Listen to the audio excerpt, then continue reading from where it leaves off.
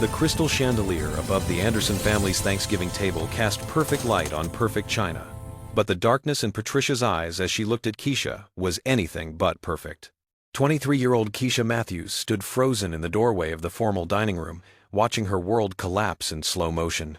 Her adoption papers, the same ones she'd kissed every birthday since she was 7, landed at her feet in torn pieces. Choose him or choose this family, Keisha. You can't have both. Patricia Anderson's voice cut through the room like a blade dipped in ice. Her perfectly manicured hand gestured toward the papers scattered across the Persian rug, each ripped fragment a piece of the only family Keisha had ever known. Have you ever been told the love that saved you has conditions? Have you ever had to choose between the family that raised you and the person who truly sees you? This is about what happens when gratitude becomes a cage. What would you choose? And would you be ready for what comes next? Hit that subscribe button, because this story takes a turn you will not see coming. Let me take you back to where the cracks first started showing. 3 days earlier, Keisha had made the mistake of honesty. She'd shown Patricia a photograph on her phone. Marcus, her boyfriend of 6 months, standing outside the Lincoln Memorial after one of their weekend trips to Washington, D.C. His smile was wide and genuine, his dark skin glowing in the afternoon sun, his casual sweater and jeans making him look like exactly what he'd told her he was, a volunteer coordinator for a nonprofit. Patricia's face had changed the moment she saw the picture. Not dramatically. Just a slight tightening around her mouth. A coolness creeping into her eyes that Keisha recognized from 18 years of trying to be good enough. "This is the young man you've been spending every weekend with?" Patricia had asked, her tone carefully neutral. "Yes, ma'am. His name is Marcus. I really think you'd like him if—" "I'm sure he's very nice, dear." Patricia had handed the phone back like it was contaminated. "But you need to think about your future, about the kind of connections that will serve you well. You're graduating from VCU in the spring. This is the time to be strategic, not distracted." Keisha should have known then, should have recognized the code words Patricia always used when she wanted to say something ugly without sounding like the kind of person who would say ugly things. But she'd been foolish enough to hope, foolish enough to believe that 18 years of being the perfect daughter, perfect grades, perfect manners, perfect gratitude for being chosen would earn her the right to choose something for herself. She'd been wrong. Now, standing in the Anderson mansion on Thanksgiving evening, the smell of cinnamon and betrayal thick in the air, Keisha understood exactly how conditional her place in this family had always been. Every carefully placed decoration, every polished surface, reflected a version of family that existed only in their holiday cards. Perfect, white, acceptable, and she had never truly belonged. "Patricia, please," Keisha started.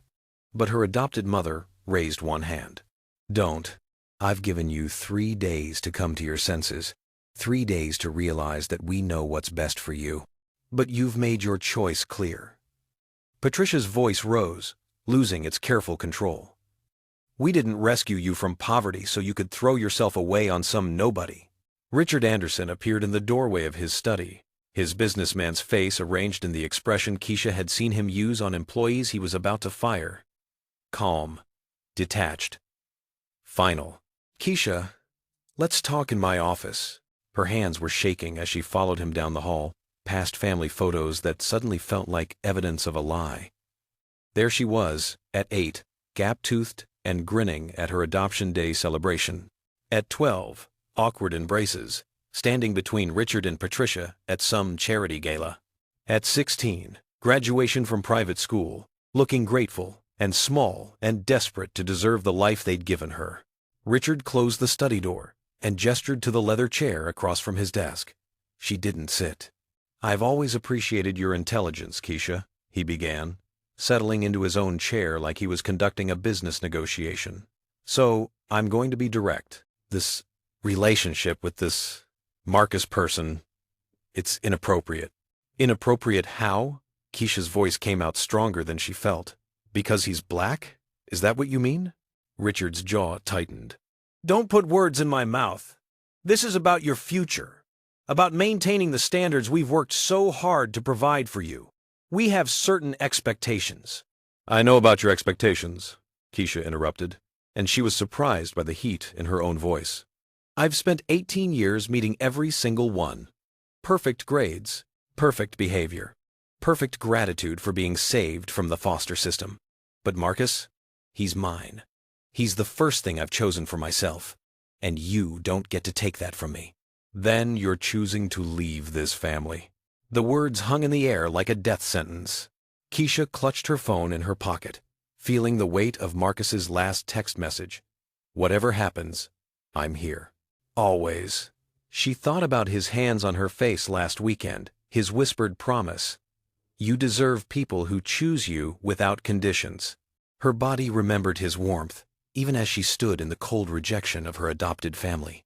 "If that's what it takes," she heard herself say, "then yes, I choose him." Richard's face didn't change.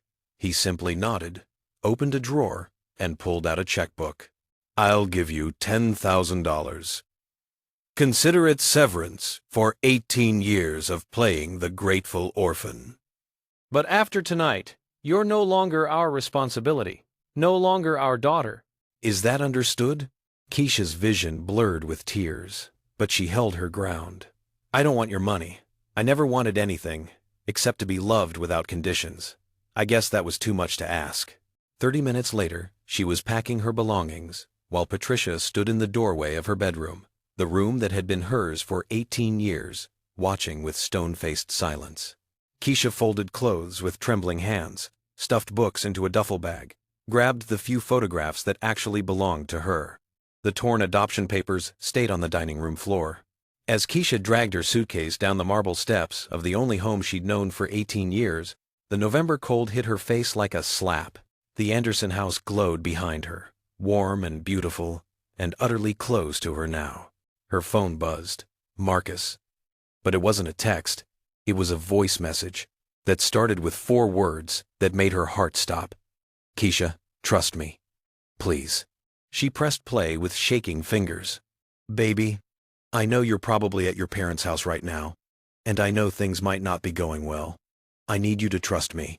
I need you to know that whatever happens tonight, you're not alone. I'm here. I've always been here.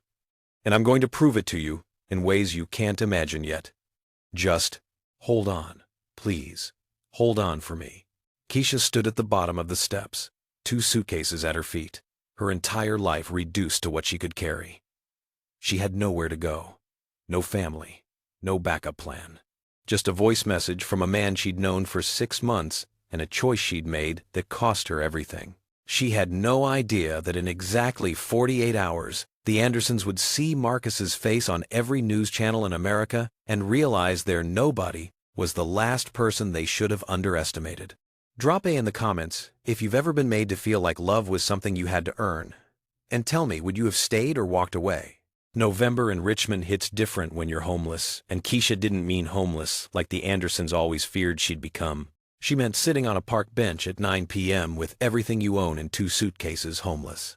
Monroe Park at night wasn't like the postcards, no romantic street lamps and autumn leaves, just cold benches and the kind of darkness that makes you question every choice you've ever made. Her breath created small clouds in the air, disappearing like the life she'd known that morning. Keisha scrolled through her contacts, trying to find someone, anyone, who might take her in for the night. Sarah? No. Sarah had been Patricia's pick for appropriate friends, and she'd stopped answering Keisha's texts 2 weeks ago. Monica? Her roommate situation was complicated, no room for unexpected guests. Professor Chen? Absolutely not. Too embarrassing. Her phone battery blinked, 23%. Marcus had called 6 times. She'd ignored every call, too ashamed to admit what had happened, too proud to ask for help she didn't know how to accept. The Andersons had taught her one lesson well. Accepting help meant owing someone. And owing someone meant they owned a piece of your freedom.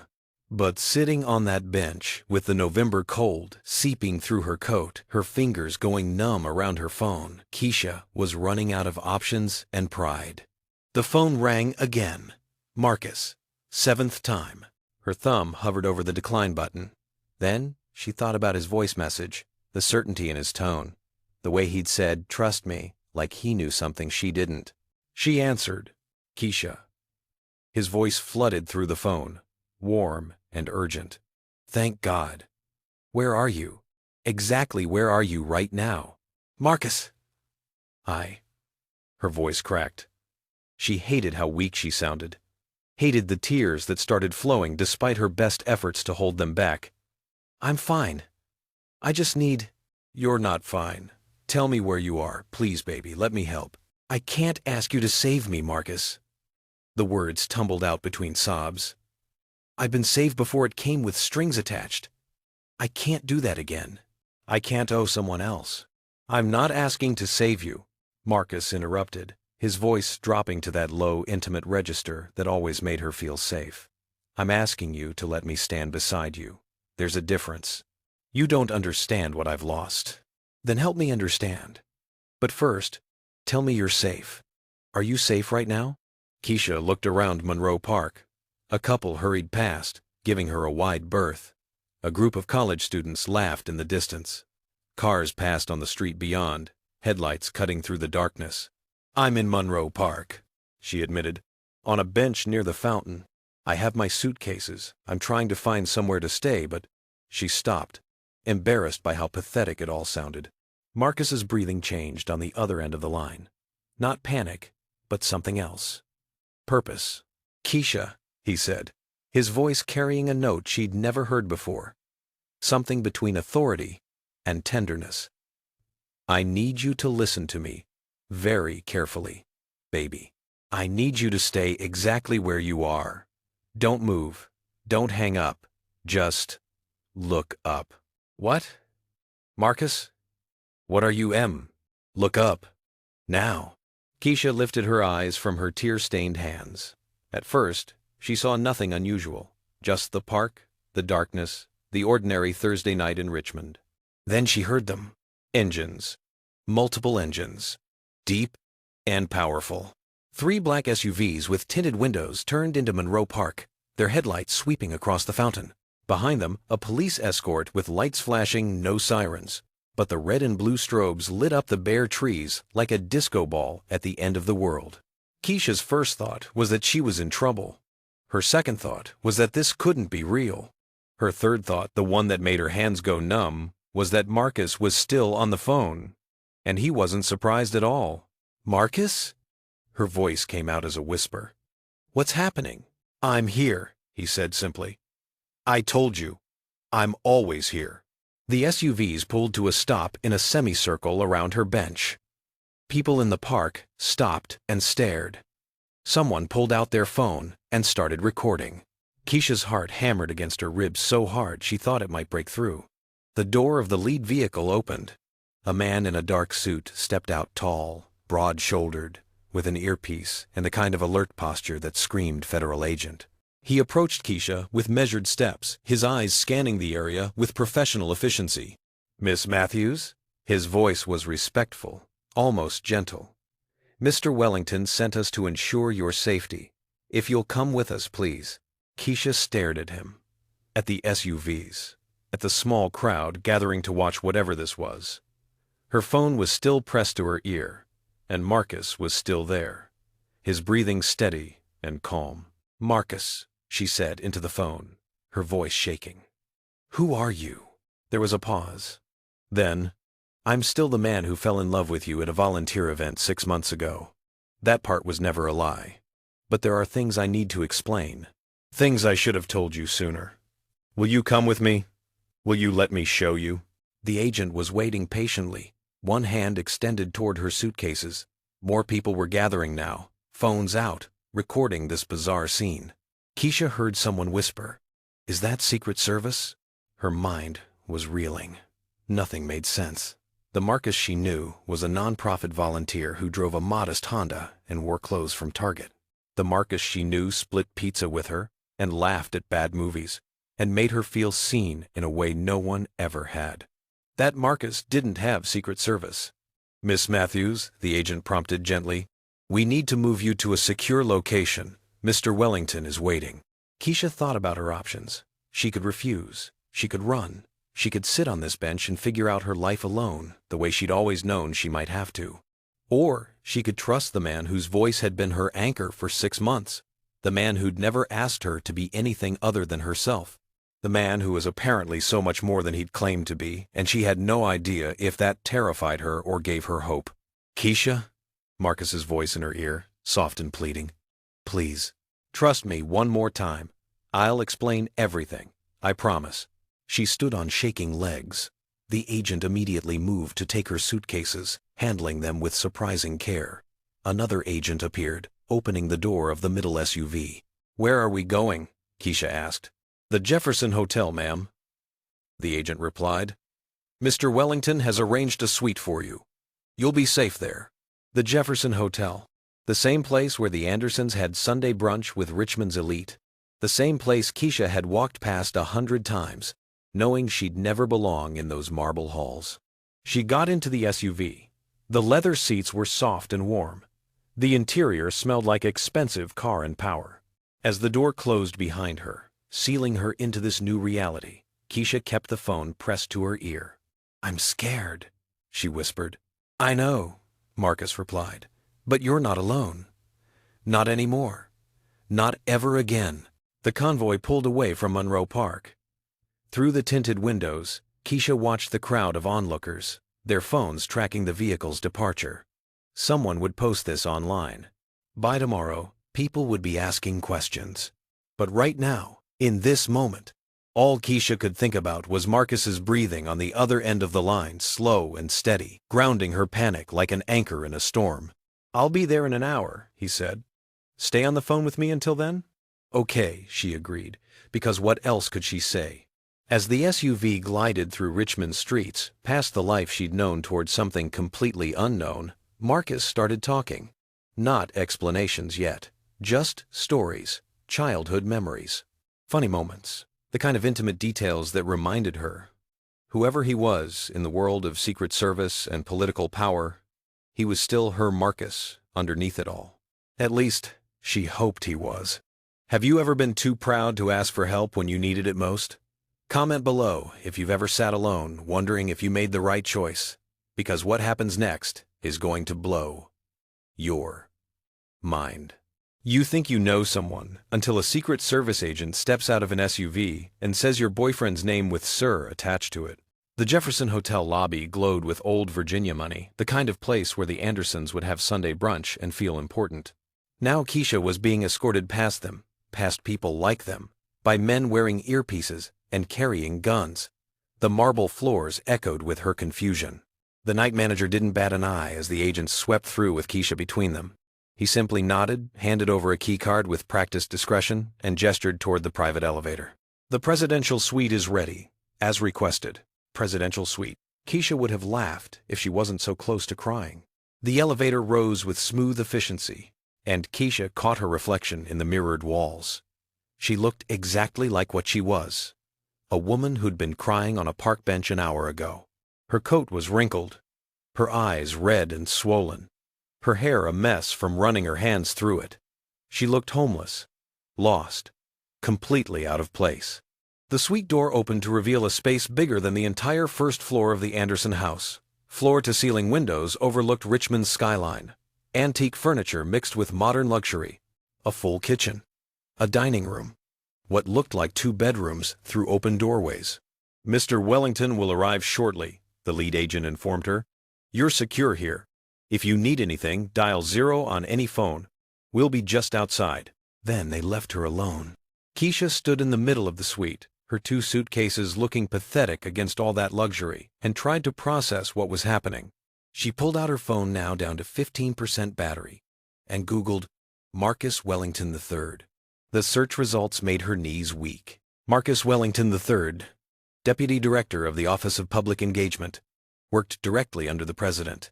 Age 29, Georgetown Law graduate, son of former Senator Marcus Wellington Jr., grandson of civil rights leader Marcus Wellington, senior political dynasty, power family. The kind of name that appeared in newspapers and history books.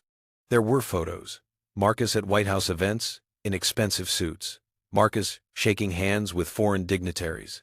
Marcus testifying before Congress. Marcus, but not her, Marcus. Not the man in jeans and a Georgetown sweatshirt who'd helped her serve food at a community kitchen. Not the man who'd gotten pizza sauce on his shirt and laughed about it. Or were they the same person, and she'd just been too naive to see it? Keisha was staring at a photo of Marcus in a tuxedo at some state dinner when she heard the suite door open. She spun around. Marcus stood in the doorway, and for a moment, neither of them moved. He was wearing a suit that probably cost more than her former bedroom furniture. Charcoal gray, perfectly tailored, with a crisp white shirt and a tie that looked like silk. His shoes were polished to a mirror shine. He looked like he just stepped out of a magazine spread about powerful men who run the world.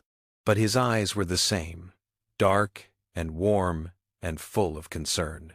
He removed his suit jacket slowly, draping it over a chair, loosened his tie. The simple gestures revealed the man she knew beneath the power suit. Keisha. Keisha. She didn't let him finish. She crossed the room and hit his chest with both fists, not hard enough to hurt, but hard enough to make her point. Who are you? The words came out broken, angry, desperate. Marcus caught her wrists gently, his hands warm and familiar despite everything. He pulled her close, and she hated how much she wanted to collapse against him. I'm still the man who fell in love with you at a volunteer event, he said quietly. That part was never a lie. Which part was a lie, then? The nonprofit volunteer story? The modest apartment you supposedly live in? The 4. Her voice cracked. 6 months, Marcus. 6 months of you pretending to be normal. I wasn't pretending. His hands moved from her wrists to her face, cupping her cheeks with a tenderness that made her want to scream. With you, I finally got to be normal. Normal men don't have Secret Service. No. Marcus's thumb brushed away a tear she hadn't realized was falling. But normal men also don't usually get the chance to fall in love without their last name complicating everything. I wanted you to know, Marcus, the man, before you knew about the rest. Keisha pulled back, needing space to think, but Marcus's hands followed her, reluctant to let go completely. Their first touch in 72 hours, and despite her anger, despite the confusion and betrayal churning in her stomach, her body remembered him, remembered the safety of his arms, the warmth of his presence, the way he made her feel like she mattered. You lied to me, she said. But the conviction was draining from her voice. I omitted. There's a difference. Marcus stepped closer, his hands sliding to her shoulders. The man you fell in love with, he's real. I am a volunteer coordinator. I do work for nonprofits. That's part of my job at the Office of Public Engagement. Everything I told you about my values, my beliefs, my work, all true. I just left out the part where I do it from the White House. And the Secret Service, the political dynasty, the fact that your father was a senator? Details that would have changed how you saw me. Marcus's forehead dropped to touch hers, his breath warm against her lips. Keisha, do you know how many people I meet who see my last name before they see me? Who calculate what I can do for them before they even finish saying hello? You didn't. You looked at me and saw me. Just Marcus. The guy who was terrible at serving soup without spilling it. The guy who couldn't hold a tune but sang anyway. The guy who made you laugh when you were stressed about finals. Keisha's hands had somehow ended up fisted in his shirt, holding him close even as part of her wanted to push him away. You should have told me, she whispered. I know. You're right. I should have. Marcus's lips brushed her forehead, feather-light. I was selfish. I wanted more time being normal with you before the world got complicated, before people started judging whether you were with me for the right reasons, before my career and my family and all the mess that comes with my last name invaded what we had.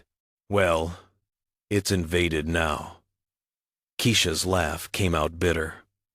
The Andersons threw me out tonight. They called you some nobody. They tore up my adoption papers and told me I had to choose between them and you. Marcus pulled back just enough to meet her eyes. And you chose me. I chose myself, she corrected. I chose not to let them control who I love. But Marcus, I had no idea what I was choosing. I thought I was choosing a nonprofit volunteer, not this. She gestured at the presidential suite, at his expensive suit, at the complexity of his world. "So now you know." Marcus's hands framed her face again. His touch, gentle but insistent. "Now you know that I'm Marcus Wellington III, Deputy Director of the Office of Public Engagement, son of a former senator, grandson of a civil rights leader, part of a family with 3 generations of political legacy and all the pressure that comes with it. You know that I work directly under the president, that I'm being considered for a promotion that could make me one of the youngest senior advisors in history. You know all of it now." He paused, his eyes searching hers with an intensity that made her breath catch. "But here's what I need you to know most. I love you. Not the idea of you. Not the convenience of you. You. The woman who calls me out when I'm being ridiculous. The woman who cares more about helping people than impressing them. The woman who just gave up everything she knew because she refused to let anyone tell her who to love. That's who I fell for. That's who I'm standing here fighting for. So the question isn't who I am, Keisha. The question is, now that you know, can you still love me back?" The kiss happened before Keisha could think about whether it was a good idea. Her hands were in his hair, his arms were around her waist, and they were crashing together like 2 people who'd been holding back for too long. It started soft. Marcus always started soft, like he was asking permission with every touch. But Keisha didn't want soft right now. She wanted proof that something real existed under all the lies of omission. She wanted to feel the Marcus she knew beneath the political dynasty and the Secret Service detail. Her teeth caught his bottom lip, and she felt his sharp intake of breath. His grip tightened on her waist, pulling her flush against him. The kiss deepened, turned desperate. This was the Marcus she remembered, the one who kissed like she was precious and necessary and the only thing that mattered. When they finally broke apart, both breathing hard, Marcus rested his forehead against hers.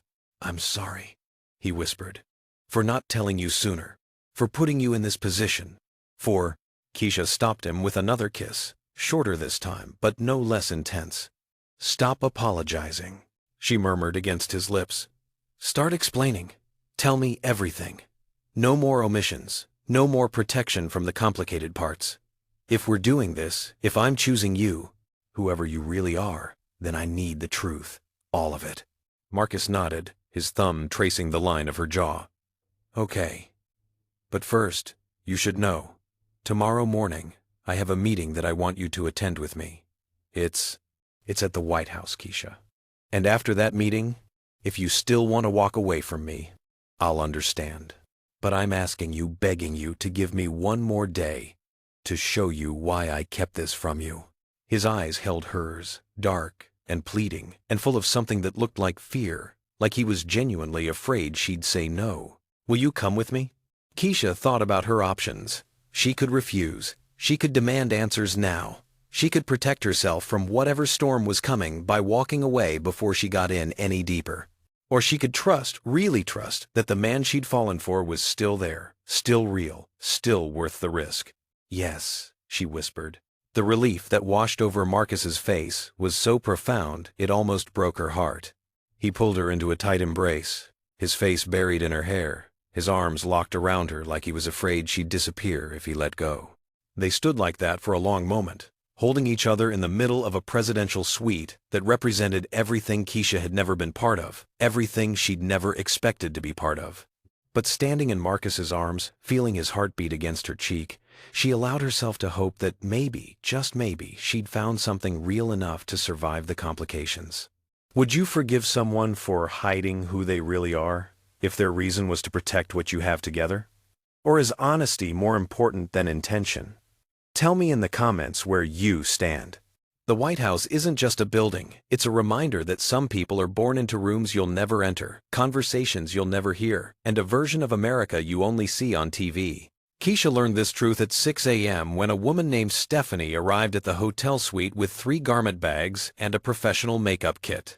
"Mr. Wellington asked me to help you prepare for today," Stephanie said, with a warm smile that didn't quite hide the assessment happening in her eyes. "We have 2 hours. Let's make you comfortable." Comfortable was a relative term. The clothing Stephanie brought was beautiful, a navy sheath dress with a structured blazer. Classic pumps. Simple jewelry that probably cost more than Keisha's tuition. Everything fit perfectly, which meant Marcus had somehow known her exact measurements. That should have been romantic. Instead, it felt like evidence of how much he'd been hiding. The drive to Washington took 90 minutes in Marcus's private car, not one of the intimidating SUVs from last night, but a sleek black sedan with leather seats that probably cost more than the Anderson family's annual car payment. Marcus sat beside her, his hand covering hers on the seat between them, his thumb tracing small circles on her palm. He'd barely slept. Keisha could see it in the shadows under his eyes, the tension in his jaw. He kept glancing at her like he was afraid she'd vanish. "Tell me what to expect," Keisha said as they crossed into D.C. Marcus squeezed her hand. "Security clearance first. They'll check your ID, run a background check. It's all been pre-approved, but protocol requires it. Then we'll enter through the West Wing. I have a meeting with the Chief of Staff. You'll wait in the reception area. But I want you there. I want you to see, to understand what this world is like, before you decide if you can handle it. And if I can't?" His eyes met hers, serious and sad.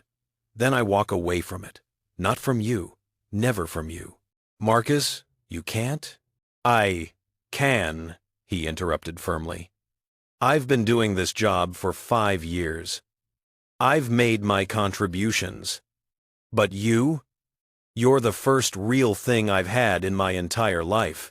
If it's a choice between this world and you, there's no choice. You win. Every time." Keisha wanted to believe him, but the closer they got to the White House, the more she wondered if he really understood what he was offering to give up. The security clearance process was exactly as intimidating as she'd imagined. Federal agents checked her identification with professional efficiency. Metal detectors. Background verification. A stern-faced woman in a Secret Service uniform who asked questions about her visit with the kind of authority that suggested wrong answers had consequences. Through it all, Marcus stayed close, his hand on the small of her back, a gesture of reassurance and possession that made her feel both protected and claimed. Then they were through, and Keisha was walking through the West Wing. The place smelled like old leather and new power. Every footstep on those floors echoed with decisions that shaped millions of lives. And here she was, a girl who'd been homeless 48 hours ago, walking beside a man who belonged here like he'd been born to it. Because he had been. Staff members greeted Marcus with respect that bordered on deference. "Good morning, Mr. Wellington. Sir, the Chief of Staff is expecting you." "Mr. Wellington, the briefing documents are ready." "Sir." They called him Sir. Keisha felt Marcus's hand slide to the small of her back, his thumb tracing gentle circles on her spine through the fabric of her blazer. Every few steps, he'd lean down to whisper, "You okay?" The concern in his voice was real, but so was the ease with which he navigated these halls of power. This was his world, and Keisha was a visitor who didn't speak the language.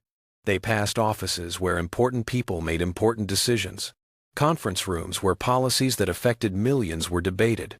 Keisha caught fragments of conversation: budget allocations, international relations, crisis management. The weight of it all pressed down on her shoulders. "Marcus!" A woman's voice called from behind them. They turned.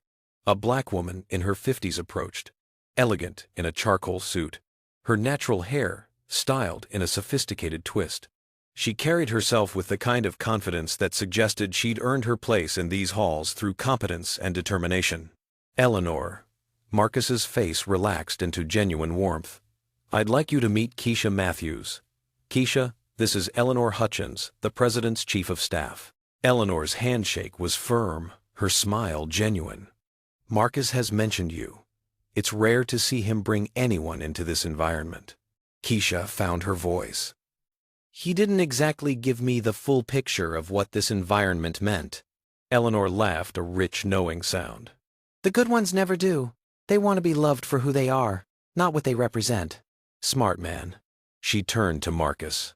"We're ready for you in the Roosevelt Room. Miss Matthews, there's coffee and comfortable seating in the reception area just down the hall. We shouldn't be more than 45 minutes. Marcus hesitated, his hand tightening on Keisha's back. "You'll be okay?" "I'll be fine," Keisha assured him. even though she wasn't sure it was true. Go. Do your important meeting. He leaned down, pressed a quick kiss to her forehead, a gesture intimate enough to make Eleanor smile, and whispered, "I'll come find you as soon as I'm done." Then he was gone, disappearing into a conference room with Eleanor and two other officials Keisha didn't recognize.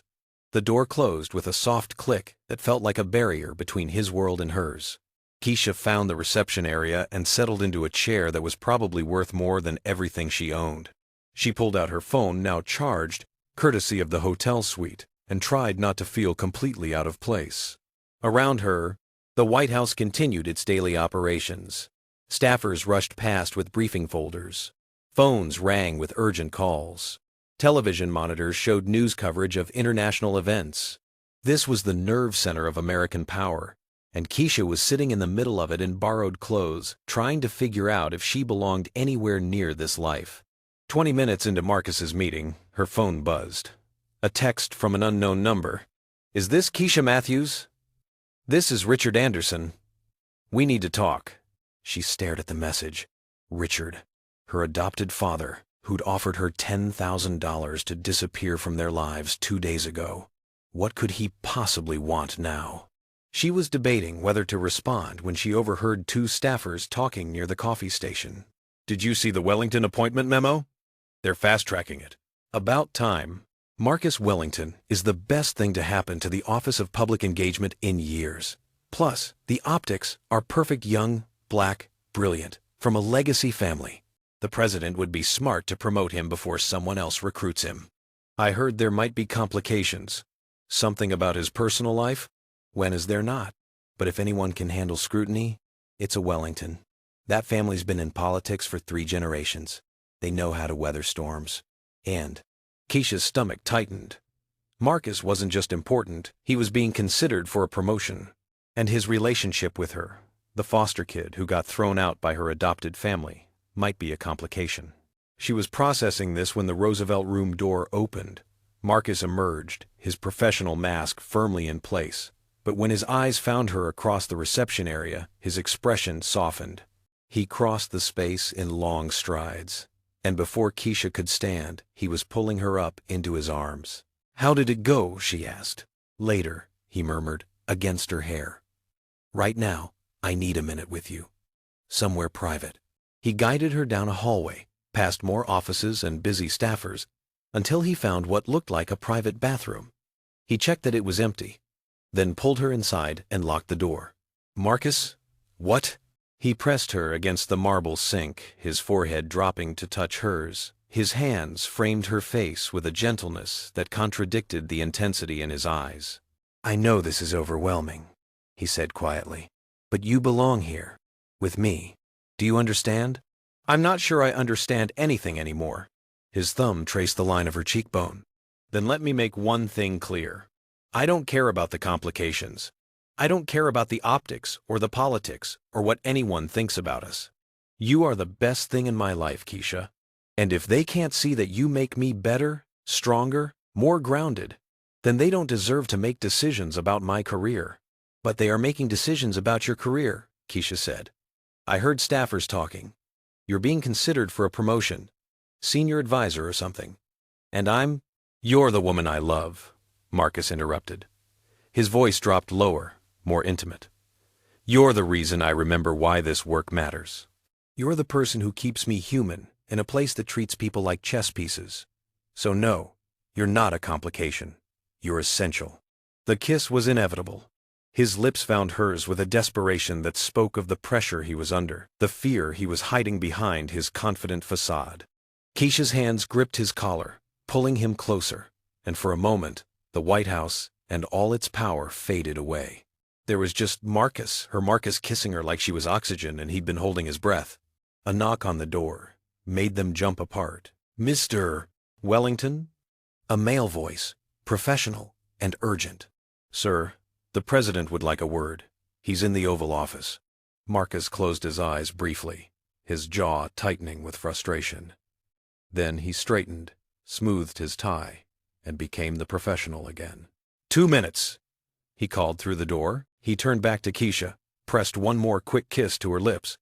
Wait for me in the reception area, this won't take long. And Keisha? His eyes were serious. My father built his career on appearances. I watched him sacrifice everything real for everything polished. I won't do that. I won't lose you to this world. Then he was gone, duty calling him back to the life he'd been born into. Keisha stared at her reflection in the marble bathroom mirror. Her lipstick was smudged from Marcus's kiss. Her carefully styled hair was slightly mussed from his hands. She looked like a woman who'd just been thoroughly kissed in a White House bathroom by a man who was about to meet with the President of the United States. The absurdity of it all made her want to laugh and cry at the same time. She fixed her appearance and made her way back to the reception area. The text from Richard Anderson still glowed on her phone screen, unanswered. Whatever he wanted could wait. Right now, she needed to figure out if she was strong enough to stand beside Marcus in a world that seemed designed to remind her she didn't belong. 30 minutes later, Marcus returned. His face was carefully neutral, but Keisha had learned to read the tension in his shoulders. What happened?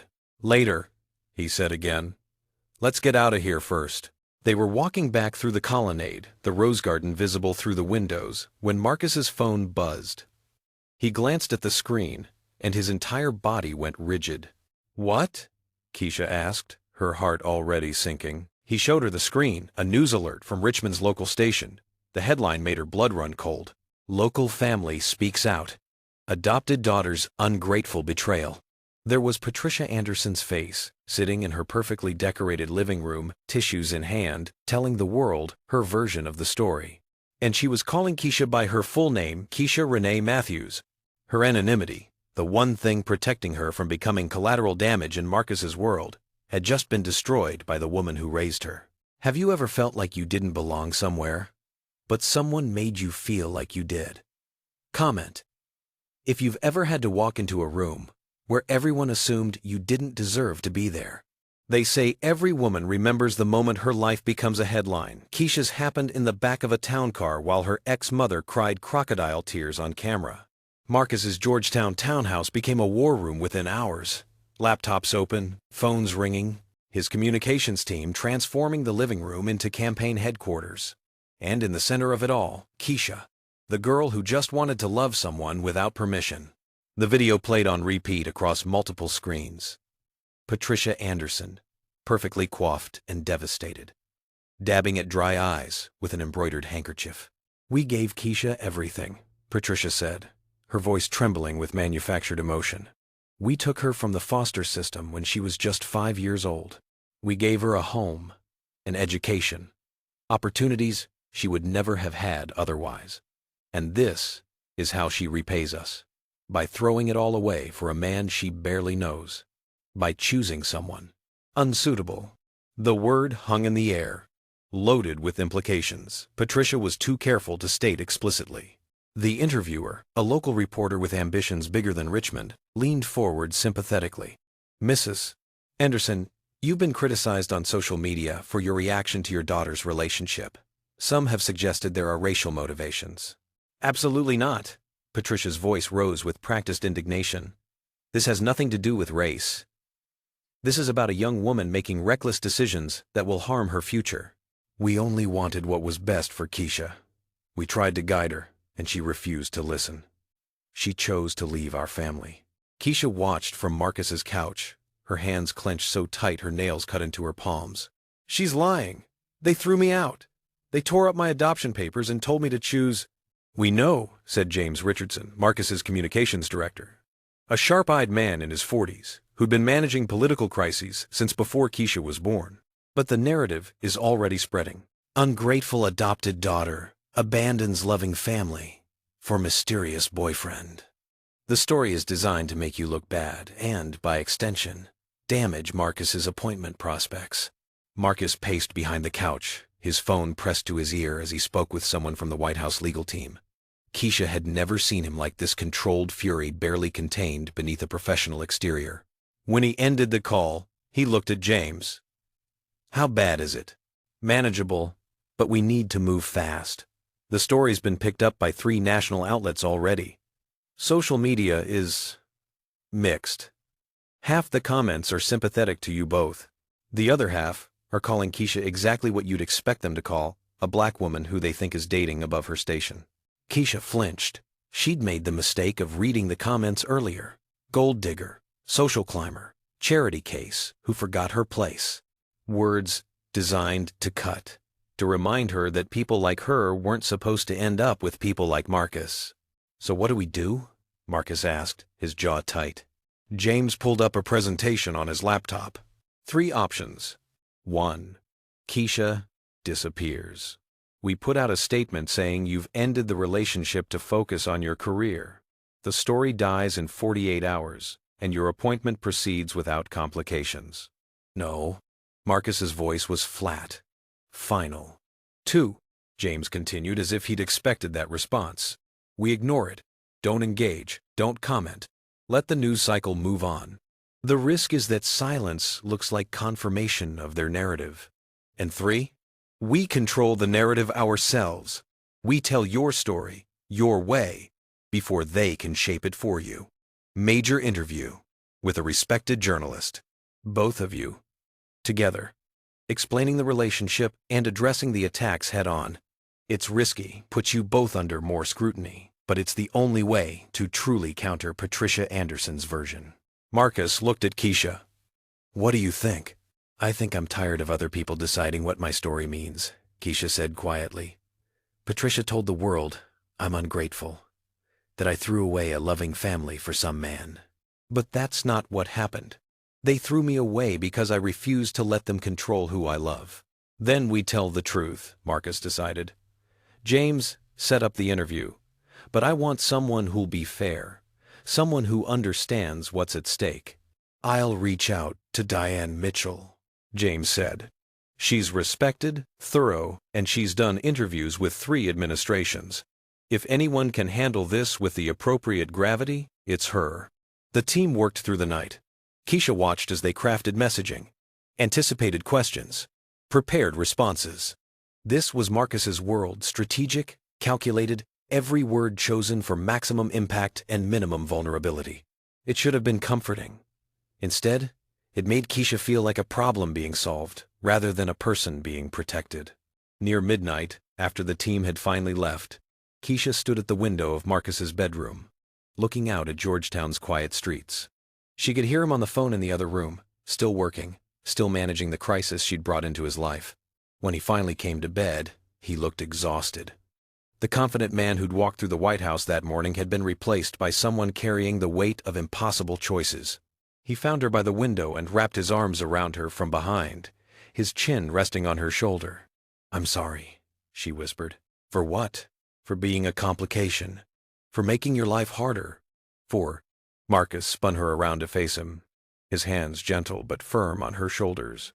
Don't you ever let them make you small! You hear me? But I am small compared to this. Compared to the White House and political appointments and families with 3 generations of legacy. You are the strongest person in this entire mess, Marcus interrupted. Patricia Anderson is sitting in her mansion crying to reporters because she can't control you anymore. The people attacking you online are doing it because you scare them, because you refuse to stay in the box they built for you. And me? His hands moved to cup her face. I'm standing here choosing you over everything I was raised to prioritize. That's not weakness, Keisha. That's power. Tears spilled down her cheeks, despite her best efforts to hold them back. I've never had someone fight for me like this. I don't know how to let you. Then learn, Marcus said softly. Because I'm not going anywhere. He kissed her forehead, her cheeks, the tracks of her tears. Gentle kisses meant to comfort rather than seduce. But Keisha didn't want comfort right now. She wanted proof that she wasn't just a political problem. She wanted to feel like herself again, not the girl being dissected by the media, but the woman Marcus had chosen before any of this got complicated. She pulled him down to her mouth, kissing him with a desperation that surprised them both. Marcus responded immediately, his hand sliding into her hair, his body pressing against hers with a need that matched her own. Keisha, he murmured against her lips, you don't have to. I want to, she interrupted. I need to. I need to feel something real. Please, Marcus. He understood without further explanation. He always understood. He picked her up easily, like she weighed nothing, and carried her to the bed. Laid her down with a reverence that made fresh tears prick her eyes. Then he covered her body with his own, his weight grounding her, reminding her that she wasn't alone in this storm. "Let me show you what you're worth to me," he whispered against her neck. His hands moved slowly, deliberately, removing her clothes with care. His mouth followed the path of his hands, kissing her shoulders, her collarbone, the sensitive spot just below her ear that made her gasp. Every touch was an affirmation, every kiss a promise. When he finally moved inside her, it wasn't rushed or desperate. It was slow and thorough, his eyes holding hers, watching every reaction, making sure she felt cherished rather than taken. "Brilliant," he whispered between kisses. "Strong. Mine." The words broke something inside her, some last defense she'd been holding against the possibility that this was real, that she was worthy, that love didn't always come with conditions attached. She let herself cry as he moved inside her, let herself feel the full weight of the day's assault and the equally powerful force of Marcus's commitment. Her hands clutched his shoulders, her legs wrapped around his waist, and she held on like he was the only solid thing in a world that kept shifting beneath her feet. Afterward, they lay tangled together, Marcus's hand tracing lazy patterns on her bare shoulder while she listened to his heartbeat slow back to normal. "The interview is in 3 days," he said quietly. 3 days to prepare for the entire country to judge whether we deserve each other. Are you sure you can handle that?" Keisha thought about Patricia's performance on camera, about the comments calling her a gold digger and worse, about the fact that her relationship with Marcus was now national news, and her privacy was gone forever. She thought about the alternative. Walking away, protecting herself, going back to a smaller life, where she didn't have to defend her right to love someone. Then she thought about Marcus's hands on her face, telling her she belonged, about Eleanor Hutchins's knowing smile, about the way Marcus had introduced her to the most powerful people in the country like she was someone who mattered. "I can handle it," she said. "As long as you're beside me." "Always," Marcus promised. Her phone buzzed on the nightstand. Another message from Richard Anderson. "Keisha, please. We need to talk before you do anything you'll regret. There are things you don't know about your boyfriend. Things that will hurt you if you're not prepared. Call me. Text forward. Call me." She showed Marcus the message. He read it in silence, his jaw tightening. "What do you want to do?" he asked. "Ignore him. Whatever game he's playing, I'm done being their pawn."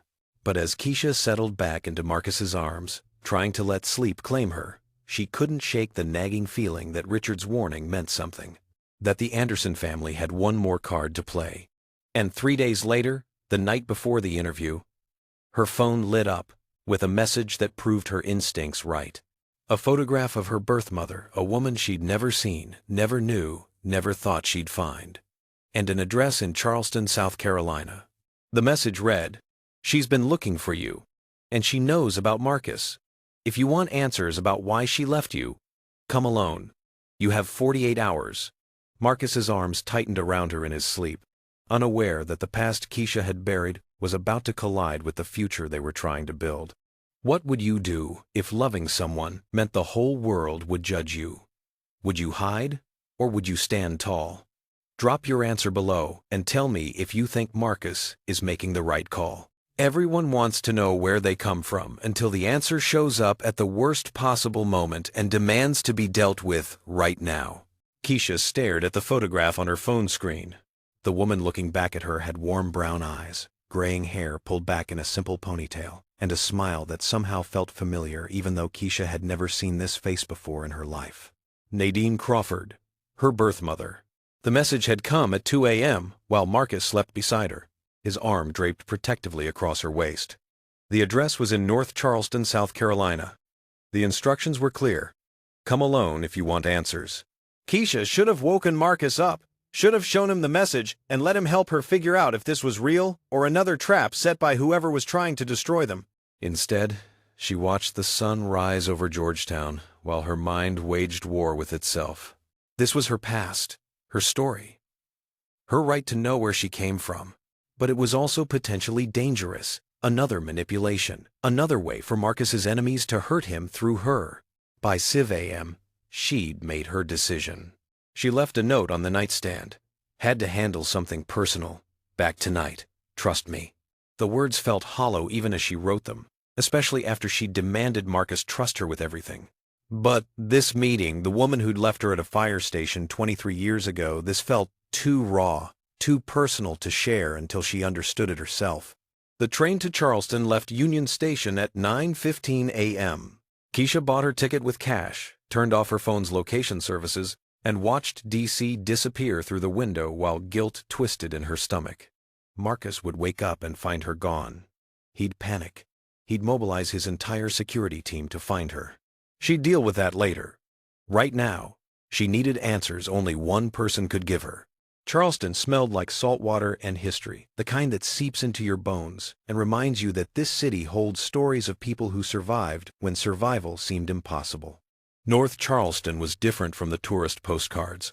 All lived in and real, where Nadine's small house sat with flower boxes in the windows and a porch that sagged with time. Keisha stood on the sidewalk for 5 full minutes before finding the courage to knock. The woman who answered the door looked older than her photograph, but unmistakably the same person. Late 40s, tired eyes that had seen too much, but kind. So desperately kind that Keisha felt something crack open in her chest. Keisha? Nadine's voice broke on the name. Oh my God! You came! You actually came! I got a message, with your photo, and this address. Nadine's face shifted to confusion. A message? Baby, I didn't send you any message. I've been trying to find you for years, but I didn't. She stopped, seeming to realize they were having this conversation on her front porch while neighbors watched. Come inside. Please. We have so much to talk about. The house was small but clean, filled with the kind of comfortable furniture that came from thrift stores and years of careful maintenance. Photos lined the walls, family members Keisha didn't recognize. A younger Nadine smiling in better times. They sat at a kitchen table that wobbled slightly, and Nadine made sweet tea with shaking hands. I don't even know where to start, Nadine said softly. Start with why you left me at a fire station. Keisha hadn't meant for the words to come out so sharp, but 23 years of wondering had edges. Kamban had then the mentor, Kamban Numana. Nadine's face crumpled, but she held Keisha's gaze. I left you at that fire station because his hands were getting closer to your crib. I chose your life over mine, and I'd do it again. The story came out in pieces. Nadine at 19, pregnant and terrified. The man she'd been with, not Keisha's father, but the one who came after, who'd started out charming and ended up dangerous. The night she'd realized he was looking at baby Keisha with the wrong kind of attention. The decision that tore her heart out but saved her daughter's life. Why didn't you come back? Keisha asked, tears streaming down her face. After he was gone. Why didn't you find me? Baby, I tried. Nadine reached across the table, her hand hovering near Keisha's like she was afraid she'd lost the right to touch her own daughter. But the system, they said you were better off. That I was too damaged, too poor, too marked by what he did to me. They said I'd already made my choice when I gave you up. By the time I got myself together, got counseling, got a job, got stable, you'd been adopted. The Andersons. They seemed like good people, rich, connected. Everything I couldn't give you. I spent my whole life thinking I wasn't wanted, Keisha whispered. Nadine's hand finally closed over hers, warm and solid and real. You were wanted so much, I let you go. That's a different kind of love, baby. The kind that costs everything. They cried together at that wobbly kitchen table.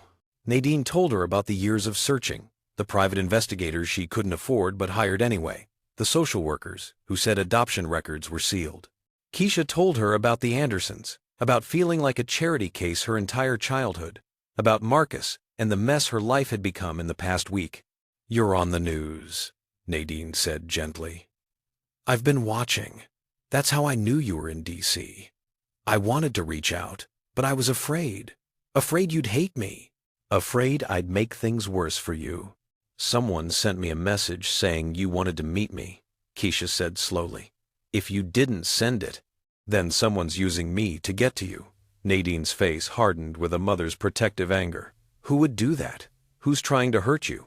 Before Keisha could answer, her phone, which she'd finally turned back on, exploded with notifications. 17 missed calls from Marcus. 12 text messages, each more frantic than the last. The most recent, "Where are you? I'm losing my mind." Guilt crashed over her. She'd done exactly what she'd accused the Andersons of doing, made decisions for herself without trusting the person who loved her to understand. She typed back, "Charleston, I'm sorry. I needed answers." His response was immediate. "I'm coming to get you. Send me the address." Keisha looked at Nadine, at this woman who'd sacrificed everything to protect her, and made a choice. She sent Marcus the address. "My boyfriend is coming," she said. "The one from the news. I should probably warn you. He doesn't travel light." Nadine smiled through her tears. "Baby, if he loves you the way those news reports suggest, he can bring the whole army for all I care. I just want you safe." They talked for another hour. Nadine showed her baby photos she'd kept all these years, the only picture she had of Keisha before the fire station. Told her about her grandmother, Keisha's namesake, who'd had the same stubborn chin and fierce heart. "You have my mother's eyes," Nadine said, touching Keisha's face with a gentleness that made her want to collapse into this stranger who was somehow home. "She would have loved you so much." The emotional intimacy of that touch a mother's hand on her daughter's face after 23 years broke something open in Keisha that she hadn't known was locked. All the years of wondering if she'd been unwanted, if she'd been a mistake, if she'd somehow deserved to be left behind, all of it washed away in the reality of Nadine's love. Some love requires distance, Keisha realized. Some protection looks like abandonment until you're old enough to understand the difference.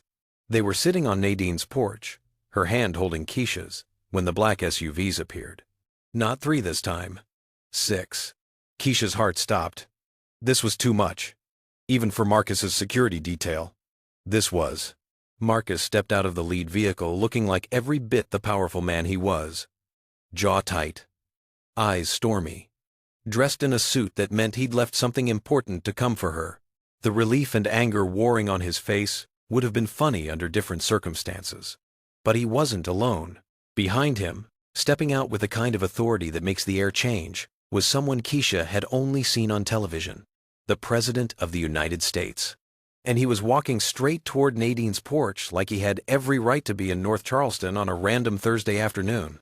Marcus reached her first, his hands framing her face, his voice low and strained. "We need to talk. Now. Because whoever sent you that message just triggered a federal investigation, and you're in danger." The president stopped at the bottom of the porch steps, nodded respectfully to Nadine, who looked like she might faint, then looked at Keisha with an expression she couldn't read. "Miss Matthews, I apologize for the dramatic entrance, but Marcus is right. Someone is targeting you to get to him, and that makes you a matter of national security." Nadine's hand squeezed Keisha's tighter, and she realized this wasn't just about love anymore. This was about power, politics, and someone willing to weaponize her past to destroy Marcus's future. Have you ever learned that the story you believed about yourself was wrong? That the people you thought abandoned you actually saved you? Share your story below and tell me if you think Keisha should have told Marcus before leaving. There's a special kind of prison that comes with protection. Golden handcuffs that keep you safe, but remind you that your choices are no longer yours alone. The safe house in Arlington was everything a cage shouldn't look like. Comfortable furniture, stocked kitchen, view of the Potomac. But the agents outside the door and the restricted phone access made it clear Keisha was protected, not free. And freedom, she was learning, mattered more than safety when you'd spent your whole life being told where you belonged. The president had stayed in Charleston only long enough to ensure the situation was secure. Secret Service had swept Nadine's house, installed security cameras, and assigned 2 agents to watch her around the clock. Someone had leaked Keisha's location within hours of her arrival, which meant the threat was real, organized, and had access to information they shouldn't have. Photos of Keisha and Nadine had already hit social media with false narratives. Gold digger reunites with birth mother to craft new sob story. Wellington's girlfriend orchestrates media-friendly reunion. The comments were vicious. calculated to paint her as manipulative rather than a daughter finding her mother. The return to D.C. had been a blur of secure convoys and tense briefings. Marcus had barely spoken to her during the drive, his jaw locked, his hand gripping hers so tight it hurt. Now, in the safe house, they were alone for the first time since she'd left that note on his nightstand. "You left." Marcus's voice was flat, controlled in a way that scared her more than yelling would have. "You got a message from an unknown number, and you just left. Without telling me. Without protection. Without—" His control cracked. "Do you have any idea what I thought when I woke up and you were gone? I needed to do this myself." Keisha shot back, her own fear manifesting as anger. "This was about my mother. My past. Not everything is about you, and your appointment, and your political career." "This has nothing to do with my career," Marcus exploded, his composure finally shattering. "This has to do with the fact that someone is trying to hurt you. Someone who has resources, connections, and zero regard for your safety. And you walked right into their trap because you were too stubborn to trust me. I didn't ask for your protection." "Well, you have it anyway." Marcus was pacing now, running his hands through his hair in frustration. "Do you think this is easy for me? Watching you walk into danger? Watching people weaponize every part of your life to get to me? I can't." His voice broke. "I can't lose you, Keisha. I can't." The raw pain in those words stopped her anger cold. Marcus sank onto the couch, his head in his hands. For the first time since she'd met him, he looked completely defeated. Not the powerful deputy director who commanded rooms. Not the confident man who'd sent Secret Service to find her in Monroe Park. Just Marcus, scared and human and breaking under the weight of trying to protect someone who kept running toward danger. "Do you think this is easy for me?" he repeated quietly. "Watching you walk into danger?" Keisha's breath caught at his first explicit declaration earlier. But this vulnerability hit differently. She crossed the room slowly, sank to her knees in front of him, took his hands from his face and held them in hers. "I'm in love with you, Keisha," Marcus whispered, and his voice was wrecked. "Desperately, completely in love with you. And I can't lose you. Tell me you feel it too," he pleaded, his eyes searching hers. "Tell me I'm not alone in this." Her hands fisted in his shirt, pulling him down to her level. "You're not alone. I love you too. But Marcus, you have to understand. I've spent my entire life with people making decisions for me. The Andersons decided what was best for me. The system decided Nadine was too broken to raise me. Everyone always knows better than I do. And when you sent Secret Service without asking, when you mobilized federal resources without telling me, you're just like them deciding what's best for me without asking," she finished. Marcus flinched like she'd struck him. "That's not fair, isn't it? You want to protect me. I understand that. But I need to make my own choices, even if they're mistakes, even if they scare you. What if your choices get you killed? Then that's my risk to take." "Not anymore." Marcus pulled her up onto the couch, his hands framing her face. "Not when loving you means your choices affect me too. We're in this together, Keisha. Which means we make decisions together. You don't get to run off to Charleston alone. I don't get to send federal agents without explaining why. That's what partnership means."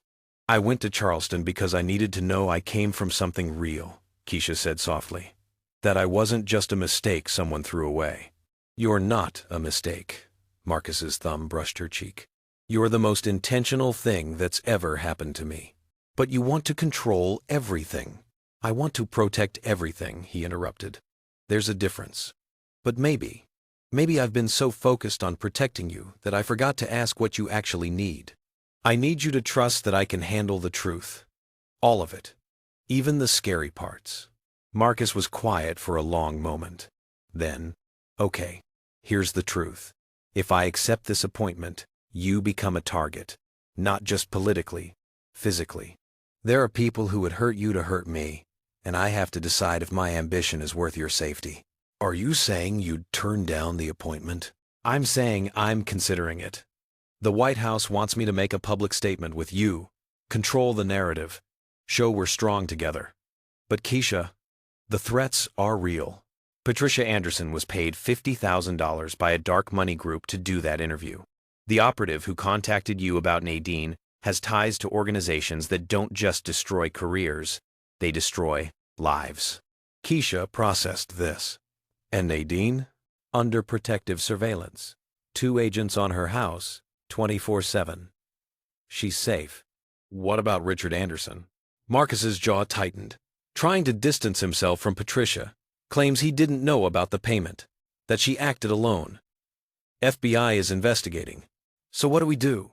We fight. Marcus pulled her closer, his need to protect manifesting as possession in the way his arms locked around her. But we fight together. No more running off alone. No more secrets. Complete honesty, even when it's hard. Deal? Keisha's need for autonomy warred with the reality that Marcus was right. They were safer together than apart. Deal. But you have to actually tell me things. Not just protect me from information you think will scare me. I can do that. His lips found hers, and the kiss was different than before. Not gentle or exploring. Desperate. Claiming.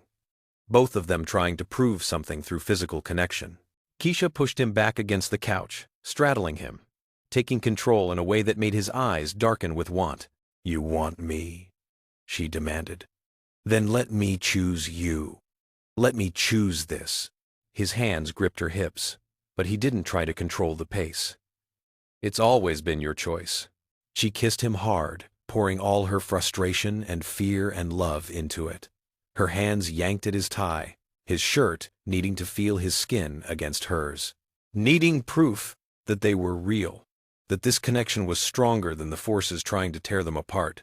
Marcus let her set the pace, let her take what she needed. His surrender to her control was both physical and emotional, a trust that went deeper than desire. When she finally took him inside her, both of them gasping at the intensity, she whispered against his mouth, I choose you. I choose this. I choose us. His response was wordless, his hands tightening on her hips as they moved together with an urgency born from days of fear and uncertainty. This wasn't gentle lovemaking. This was survival, proof of life, 2 people clinging to each other in the middle of a storm. Afterward, they stayed tangled together on the couch, their breathing slowly returning to normal. Marcus's hand stroked her hair while she rested her head on his chest, listening to his heartbeat. I'm sorry I left without telling you, Keisha murmured. I'm sorry I didn't trust you to handle meeting Nadine on your own terms, Marcus replied. They were learning. Slowly, messily, but learning. His phone rang, the tone he'd set for only one person. Marcus answered on speaker, his hand still stroking Keisha's hair. The president's voice filled the room, measured and grave. Marcus, we've identified the source of the threats against Miss Matthews. I'm afraid this goes deeper than opposition research. A pause that felt like the air before thunder. The operative who contacted the Andersons has ties to your father's former chief of staff. Marcus, someone from your own family's legacy, is trying to destroy your appointment. And we have reason to believe they're not finished. Marcus's hand stilled in Keisha's hair. His voice, when he spoke, was hollow. Who? Another pause. Then, your brother Marcus. It's Christian. Your brother is behind this. And just like that, Keisha realized the threat wasn't coming from strangers. It was coming from inside his own family. If someone offered you a dream opportunity, but it put the person you love in danger, what would you choose? Career or love? Comment below with your honest answer, because Marcus is about to make a choice that changes everything. They say you can choose your friends, but not your family. But what do you do when your family chooses to be your enemy? The Wellington estate sat on 20 acres of Virginia horse country, all old money elegance and generational weight. The kind of place where family portraits lined the walls like judges, where every room whispered about legacy and duty. And, in the wood-paneled study that smelled like cigars and old leather, 2 brothers faced each other with a lifetime of competition finally exploding into war. Christian Wellington looked nothing like the golden boy Marcus had described. 3 years of scandal and failure had carved lines into his face that made him look older than 33. His suit was expensive but rumpled, his eyes bloodshot, his hands shaking slightly as he poured himself a drink at 10 a.m. Senator Marcus Wellington Sr. sat behind his massive desk like a king on a throne, disappointment etched into every line of his distinguished face. Elizabeth Wellington, Marcus's mother, stood by the window with a kind of quiet strength that suggested she'd been holding this family together for years. And Keisha sat beside Marcus on the leather couch, witness to a family implosion that felt uncomfortably familiar. "I want to hear it from you," Marcus said, his voice deadly calm. "Did you hire the operative who targeted Keisha?" Christian drained his glass. "You want the truth? Fine. Yes, I hired him. I leaked your relationship to the press. I coordinated Patricia Anderson's interview. I did all of it." The admission hung in the air like poison gas. Why? The single word from Marcus carried more pain than Keisha had ever heard in his voice. "Because it was supposed to be mine." Christian exploded, his control shattering. "You were supposed to support my career, not eclipse it. I'm the eldest. The legacy was mine. But no golden Marcus. The perfect son. The brilliant strategist. The one Dad actually respects. You had to take that too." "The legacy isn't a throne, Christian," Marcus said quietly. "It's responsibility, service, something you forgot when you started measuring success by power instead of impact." "Don't you dare lecture me about service." Christian's face flushed with rage. "I gave everything to this family's name. I sacrificed my marriage, my sanity, my goad." He stopped, seemed to realize he was saying too much. "Your marriage?" Marcus's voice sharpened. "Sarah left you 6 months ago and you never told me?" "Why would I tell you?" Christian laughed bitterly. "So you could feel sorry for me? So Dad could be even more disappointed?" "You don't understand what it's like to be the failure, Marcus. You've never failed at anything in your life." "And her?" Christian gestured violently at Keisha. "That foster kid you're parading around? You think she makes you look noble? She makes you look weak." Marcus was on his feet before Keisha could stop him, his voice dropping to a dangerous quiet. "Her name is Keisha, and she has more integrity in her past than you'll ever have in your future." "Boys!" Senator Wellington's voice cut through the room like a gavel. "Sit down!" It was the voice of a man who'd commanded respect for 40 years in politics. Both brothers sat. The senator turned his attention to Christian, and the disappointment on his face was devastating. "Christian, what you've done targeting an innocent woman, conspiring with operatives, taking money from groups we've spent generations fighting against. I learned from the best, Dad." Christian's voice turned vicious. "You think your hands are clean? You taught me that winning matters more than how you win. You taught me that legacy matters more than people. Every dinner table conversation, every learning opportunity, every time you compared me to Marcus and found me lacking, you taught me exactly who I needed to be." "Then I taught you wrong," Senator Wellington said quietly, "and I failed you both." The admission seemed to take the air out of the room. Elizabeth moved from the window to her husband's side, her hand on his shoulder in a gesture of support that spoke to decades of partnership. "I won't excuse what you did, Christian," the senator continued, "but I will acknowledge my part in creating the competition that drove you to it. I pushed you both too hard, expected too much, made you feel like love was something you had to earn instead of something you were entitled to simply by being my sons." Keisha felt Marcus's hand find hers, squeezing tight. "That doesn't excuse hiring criminals to destroy someone's life," Marcus said. "Keisha could have been hurt. Her mother could have been hurt. All because you were jealous of a position I didn't even ask for. I won change. 7-day 1J. I one change 1 Jane 1 change 1 change 1 change 1 change 1 change 1 change 1 change 1 change 1 change 1 change 1 change 1 change 1 change 1 change 1 change 1 change 1 change. "You never had to ask," Christian said bitterly. "Everything just falls into your lap. The appointment, the president's favor, even her," he gestured at Keisha again. "A woman who loves you despite knowing who you are, while his voice cracked. "I can't even keep a wife who married me, knowing exactly what she was getting into." For the first time, Keisha saw not an enemy, but a broken man drowning in his own inadequacy. The confrontation continued for another hour. Evidence was presented: paper trails of payments, communications with Patricia Anderson, coordination with political operatives who had ties to groups fighting Marcus's criminal justice reform work. Christian had been sabotaging his brother's career for years, each small act of betrayal building toward this final attempt to destroy Marcus's appointment.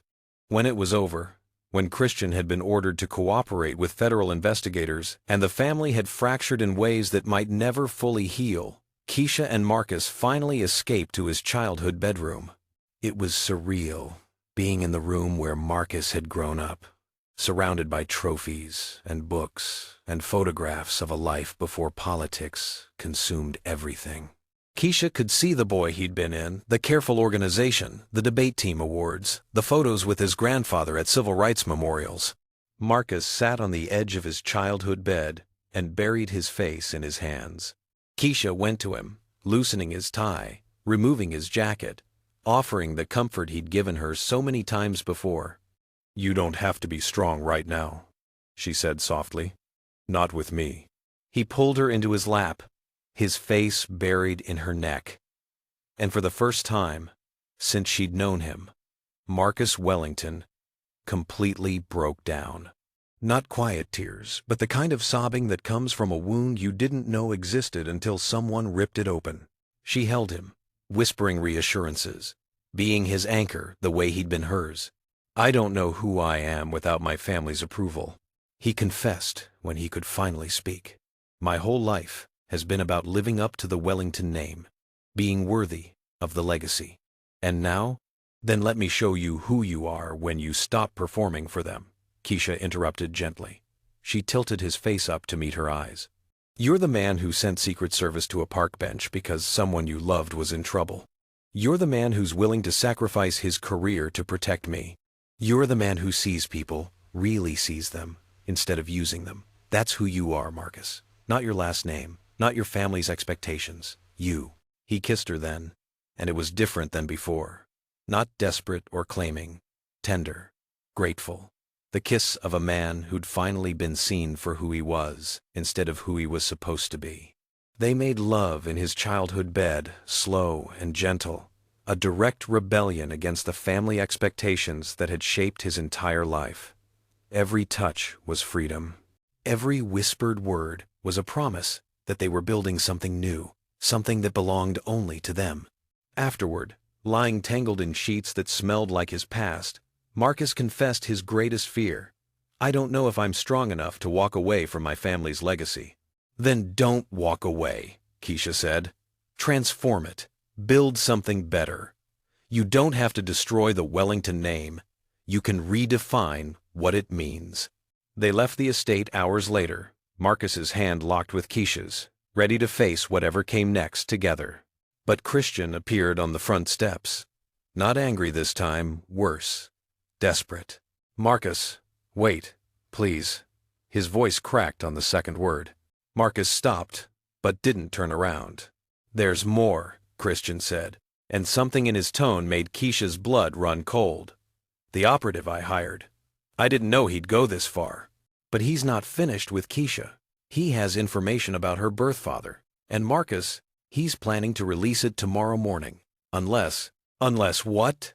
Marcus's voice was ice. Christian's next words fell like bombs. "Unless you withdraw your name from consideration for the appointment, you have until midnight. After that, Keisha's father's identity goes public. And trust me, brother, it's worse than either of you can imagine." Marcus's hand tightened around Keisha's so hard it hurt, and she knew, somehow she just knew, that whatever truth was coming would shatter what little foundation she had left. Have you ever had someone you loved, family, friend, partner, betray you out of jealousy? How did you move forward? Drop your story in the comments, because this is about to get even more intense. Some secrets are buried for protection. Others are buried because the truth is a weapon and someone just armed it and pointed it at Keisha's life. The FBI field office at 2 a.m. had the strange quality of a dream you can't wake up from. Fluorescent lights hummed overhead, while agents laid out her father's life in manila folders and DNA reports. Each page was proof that she came from a lie, from power, abusing vulnerability, from a man who valued his image more than his own blood. Marcus refused to negotiate with Christian. Instead, he'd called the FBI and demanded they expedite their investigation into Keisha's paternity. If the truth was coming out, they'd control how and when, not let it be weaponized by people who wanted to destroy them. FBI agent Rodriguez spread the documents across the conference table like evidence at a trial, which, Keisha supposed it was. Your biological father is Coleman Hayes, Rodriguez said without preamble. Former state senator from South Carolina. Currently running for U.S. Congress as a family values candidate. Keisha stared at the photograph. Coleman Hayes was handsome, in that political way, silver hair, perfect teeth, expensive suit. He looked like success, like power, like exactly the kind of man who would abandon a pregnant teenager and never look back. He and your mother had a relationship when she was 19, Rodriguez continued. He was 38, married, with 2 young children. When Nadine told him she was pregnant, he paid her $20,000 to disappear and threatened legal action if she ever claimed paternity. Marcus's hand covered hers on the table, grounding her. Nadine used the money to leave Charleston, Rodriguez said. But she was young, alone, and traumatized. That's when she met the man who would become abusive. The one she eventually had to escape from by leaving you at the fire station. So my father paid my mother to disappear, and that payment indirectly led to me being abandoned. Keisha's voice sounded hollow to her own ears. He's the reason I grew up in foster care. Yes. And now he's running for Congress as a family values candidate. Yes. Does he know about me? Rodriguez exchanged a glance with her partner. He found out 3 weeks ago. Your DNA profile from a heritage testing site matched his legitimate children. That's how Christian's operative discovered the connection. Hayes has been trying to contain the information ever since. Marcus's jaw was so tight Keisha thought it might crack. I've worked with Coleman Hayes. We co-sponsored legislation together. He sat in my office and talked about protecting families while knowing he'd abandoned his own daughter. There's more, Rodriguez said gently. Hayes is about to announce a presidential exploratory committee. He's positioning himself as the moral alternative to current leadership. If this information becomes public, it ends his career, Keisha finished, which is why he's willing to destroy yours to keep me quiet. She looked at Marcus, at the man who'd stood beside her through every revelation, and made a decision. I'm not staying quiet. Keisha, Marcus started. No. She stood, her hands flat on the table, her voice stronger than she felt. My father is a man who throws away people when they become inconvenient. Just like the Andersons, I'm the daughter of abandonment on both sides. But I'm also Nadine's daughter, the daughter of a woman who sacrificed everything to protect me. That's my lineage, not his hypocrisy. Not his lies. Her courage. She turned to Rodriguez. Congressman Hayes has built his entire career on family values while denying my existence. With your permission, I'll tell my own story. Not you, not him, me. Marcus pulled her aside, away from the agents. If we expose him, it will be ugly. The media will examine your mother's past, your childhood, everything. Then let them. Keisha said fiercely. I'm done hiding like my existence is something to be ashamed of. He should be ashamed, not me, not anymore. Back at the safe house hours later, Keisha fell apart. The weight of everything, the Andersons, Marcus's brother, now this finally crashed down on her. She barely made it to the bathroom before the panic attack hit. Marcus found her on the floor, her breathing shallow and fast, her whole body shaking. He didn't try to fix it, didn't tell her to calm down, or that everything would be okay. He just slid down to sit beside her, his hand on the back of her neck, grounding her. Breathe with me, he said quietly. In, out. That's it. I've got you. She collapsed against him, his arms becoming her shelter from a truth she wasn't ready to face. When she could breathe again, when the worst of the panic had passed, she looked up at him with raw eyes. I need to feel something I chose, she whispered. Please, Marcus. I need to feel like more than just the sum of other people's mistakes." He understood without further explanation. He always understood. He carried her to the bedroom, laid her down with reverence, and spent the next hour proving that her body was hers, that pleasure was her right, that she got to choose what happened next. Every touch came with permission. "Is this okay? Do you want this?" Every kiss was a question she answered, with sighs and gasps and eventual words. "Yes, please, more." When he finally entered her, it was slow and deliberate, his eyes holding hers, watching every reaction. "You are not defined by how you were made," he whispered against her skin between thrusts. "You are defined by who you choose to be." She shattered in his arms, crying through her release, the emotional and physical catharsis blending until she couldn't tell where one ended and the other began. Afterward, wrapped in his arms, she made her choice. At 11:47 p.m., 13 minutes before Christian's deadline, she called the journalist who'd requested an interview weeks ago. "I'm ready to talk, now." Marcus looked at her, something between pride and fear in his eyes. The journalist's response was immediate. "I can have cameras at your location in 2 hours. But Miss Matthews, once you do this interview, you can't take it back." "Are you absolutely certain?" Keisha looked at Marcus, at the man who'd stood beside her through every revelation, every attack, every moment when running would have been easier than staying. Then she looked at her reflection in the window at the woman she was becoming instead of the girl she'd been. "I'm certain," she said, "and I'm not doing this alone. Marcus Wellington is sitting beside me, and we're telling the truth, all of it, together." The reporter's voice carried excitement and respect. "This will be the most watched interview of the year. I hope you're ready." But Keisha wasn't worried about being ready, because the truth was on her side. And for the first time in her life, so was a man who believed she was worth the cost. They had 2 hours to prepare to face the nation. 2 hours before the world would know that the woman they'd been calling a gold digger was actually the abandoned daughter of one of their most vocal family values politicians. 2 hours before everything changed. Again. If you discovered your parent was someone who denied your existence for their own benefit, would you expose them or protect your privacy? What would you do? Comment below, because Keisha's about to make a choice that changes the game. They say the truth will set you free, but first, it has to be spoken out loud, on camera, to millions of people who've already decided who you are before you open your mouth. The lights were hot and bright, turning the safe house living room into a makeshift studio. But Diane Mitchell's eyes were hotter sharp, assessing, looking for cracks in their story. She wouldn't find any. Because every word they spoke was true, and truth has a weight that lies can never match.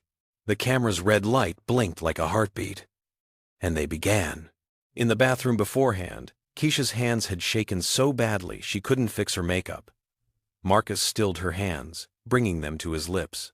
"Whatever happens after this, we face it together. Do you believe that?" She nodded, unable to speak, past the emotion clogging her throat. He kissed her forehead, her cheeks, her lips, slowly, deliberately. "I love you. And after tonight, the whole world will know it." Her hands fisted in his shirt. "Promise me, you won't regret this." His response was fierce. "The only thing I'd regret is not fighting for you." Now, sitting under those hot lights, with Diane Mitchell's penetrating gaze on them, Keisha channeled that certainty. Diane started with the basics. How they met.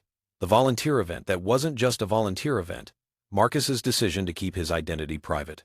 Their relationship developing over 6 months of what Keisha thought was normal dating. Then came the harder questions. "Miss Matthews, critics have called you a gold digger, opportunistic, even accused you of using your relationship for social climbing. How do you respond?" Keisha met the camera directly. "I respond by asking what those critics would have done if the family who raised them threw them away for loving someone. I didn't climb toward Marcus. He met me where I was on a park bench with my life in 2 suitcases, and he chose to stand there with me. Mr. Wellington, your appointment requires Senate confirmation. Senators from your father's era, colleagues of Coleman Hayes, will vote on your future.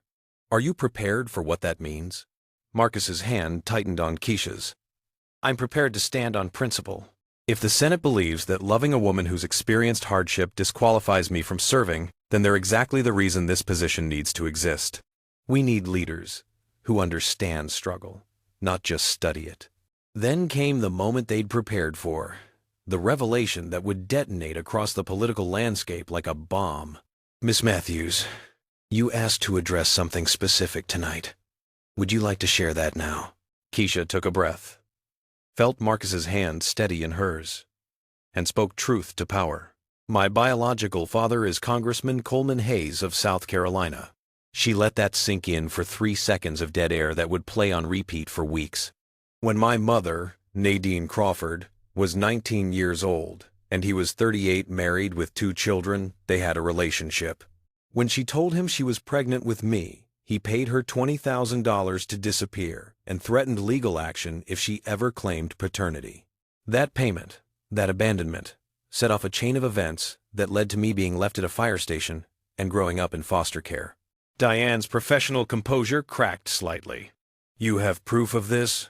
DNA results, payment records, my mother's testimony, all of it verified by the FBI.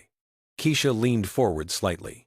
Congressman Hayes has built his career on family values, on protecting children, on moral leadership.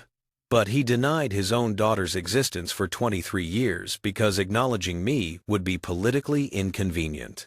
Miss Matthews, what would you say to Congressman Hayes if he were watching? Keisha looked directly into the camera, and her voice was steady as steel. I'd say thank you. Thank you for showing me exactly the kind of man I don't want in my life. You taught me that DNA doesn't make a father. Commitment does.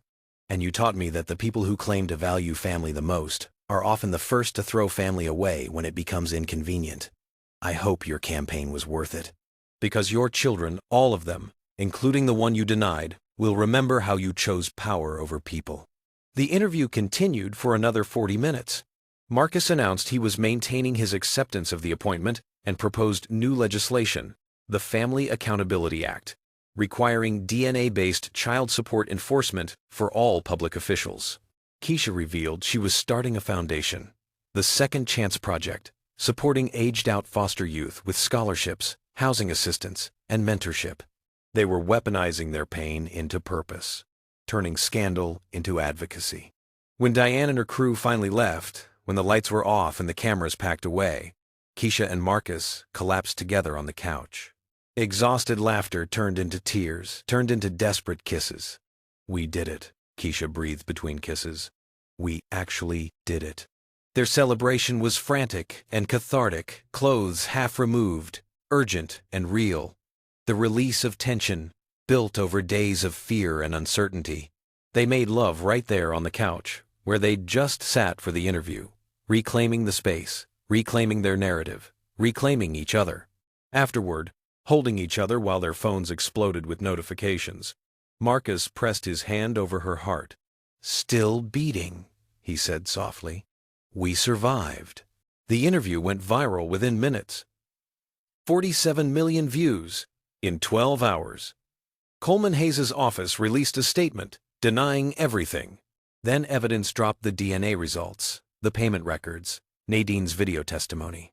By morning, Hayes was facing calls to withdraw from the congressional race. His wife filed for divorce. 3 senators who'd planned to oppose Marcus's confirmation announced they were reconsidering. The president released a statement of support. Marcus Wellington represents the future of public service leaders who understand struggle because they've lived it, who fight for people because they love them, not just represent them. Christian Wellington was being investigated for conspiracy. Patricia Anderson's interview payment was traced to Hayes' dark money donors. The whole conspiracy was collapsing under the weight of truth. But Keisha and Marcus barely noticed. They were too busy watching the sun rise over Arlington, wrapped in each other's arms, finally believing they might actually survive this. The phone rang Marcus's secure government line. Senate Majority Leader Patricia Holbrook's voice was brisk and professional. Mr. Wellington, this is Senate Majority Leader Patricia Holbrook. I'm calling to inform you that in light of recent events, we're expediting your confirmation hearing. It will take place in 72 hours. A pause. I'll be frank with you, son. Half the Senate wants to confirm you immediately. The other half wants to bury you. And Coleman Hayes is calling in every favor he has to make sure you never set foot in the West Wing again. This hearing will be a war. Are you ready for that? Marcus looked at Keisha, and she saw everything in his eyes. Love, determination, and the understanding that the fight wasn't over. It was just beginning. "Senator Holbrook," he said, his voice steady, "I've never been more ready for anything in my life." She laughed, short and sharp. "Good, because your girlfriend needs to testify, under oath, on national television, and Hayes will try to destroy her credibility. Miss Matthews, I hope you're as strong as you looked in that interview, because you're about to face the United States Senate, and they don't play gentle." The call ended. 72 hours. 3 days until Keisha would sit in front of senators and defend not just her relationship, not just her past, but her right to exist without shame. Marcus pulled her closer. "We can do this," he whispered. And despite everything, despite the fear and exhaustion and the knowledge that powerful men would try to break her, Keisha believed him. This interview had 47 million views in 12 hours. What would you have asked them if you were in that room? Drop your questions below and hit subscribe, because you won't believe what happens when Coleman Hayes tries to respond. The Senate chamber isn't designed for truth, it's designed for theater, and Keisha was about to become the most controversial performance in confirmation history. The Senate hearing room smelled like old wood and older power. Centuries of decisions made by men in suits, debates that shaped nations, confirmations that changed history. The ceiling soared high above, carved and gilded, designed to make individuals feel small. But as Keisha walked to the witness table, hand raised to swear on a Bible that represented every promise ever broken to people like her, she didn't feel small. She felt like every foster kid, every abandoned daughter, every woman told she wasn't enough walking into that room with her. The morning had started hours earlier, in the hotel room where Marcus held her while darkness still pressed against the windows. "You are the strongest person I've ever met," he'd whispered, helping her into the navy dress his team had selected. His hands were reverent as he zipped it, his fingers lingering on her spine. "And after today, the whole world will know it." She'd turned in his arms, kissing him with desperation. "Make me forget, just for a few minutes." What followed was slow and worshipful Marcus, memorizing her with his hands, his mouth, like he was storing up the memory of this private moment before the world demanded they become public property. She'd clung to him like an anchor in a storm, and he'd whispered promises between kisses. "No matter what they say, no matter what happens, I love you." The bittersweet knowledge that these private moments were numbered had made it both tender and urgent. Afterward, they'd helped each other prepare intimate rituals of partnership, him fixing her necklace with careful fingers, her straightening his tie while he watched her in the mirror. "I see you," he'd whispered. "Not the woman in the news, not the testimony. You, Keisha, and I love every version of you." She turned in his arms, pulling him down for a kiss that tasted like goodbye to privacy and hello to purpose. A quick, stolen moment of passion against the bathroom counter, desperate and necessary, his hands in her hair, careful not to destroy the styling, her grip on his shoulders, anchoring herself before the storm. "Later," he'd promised, breaking apart breathless.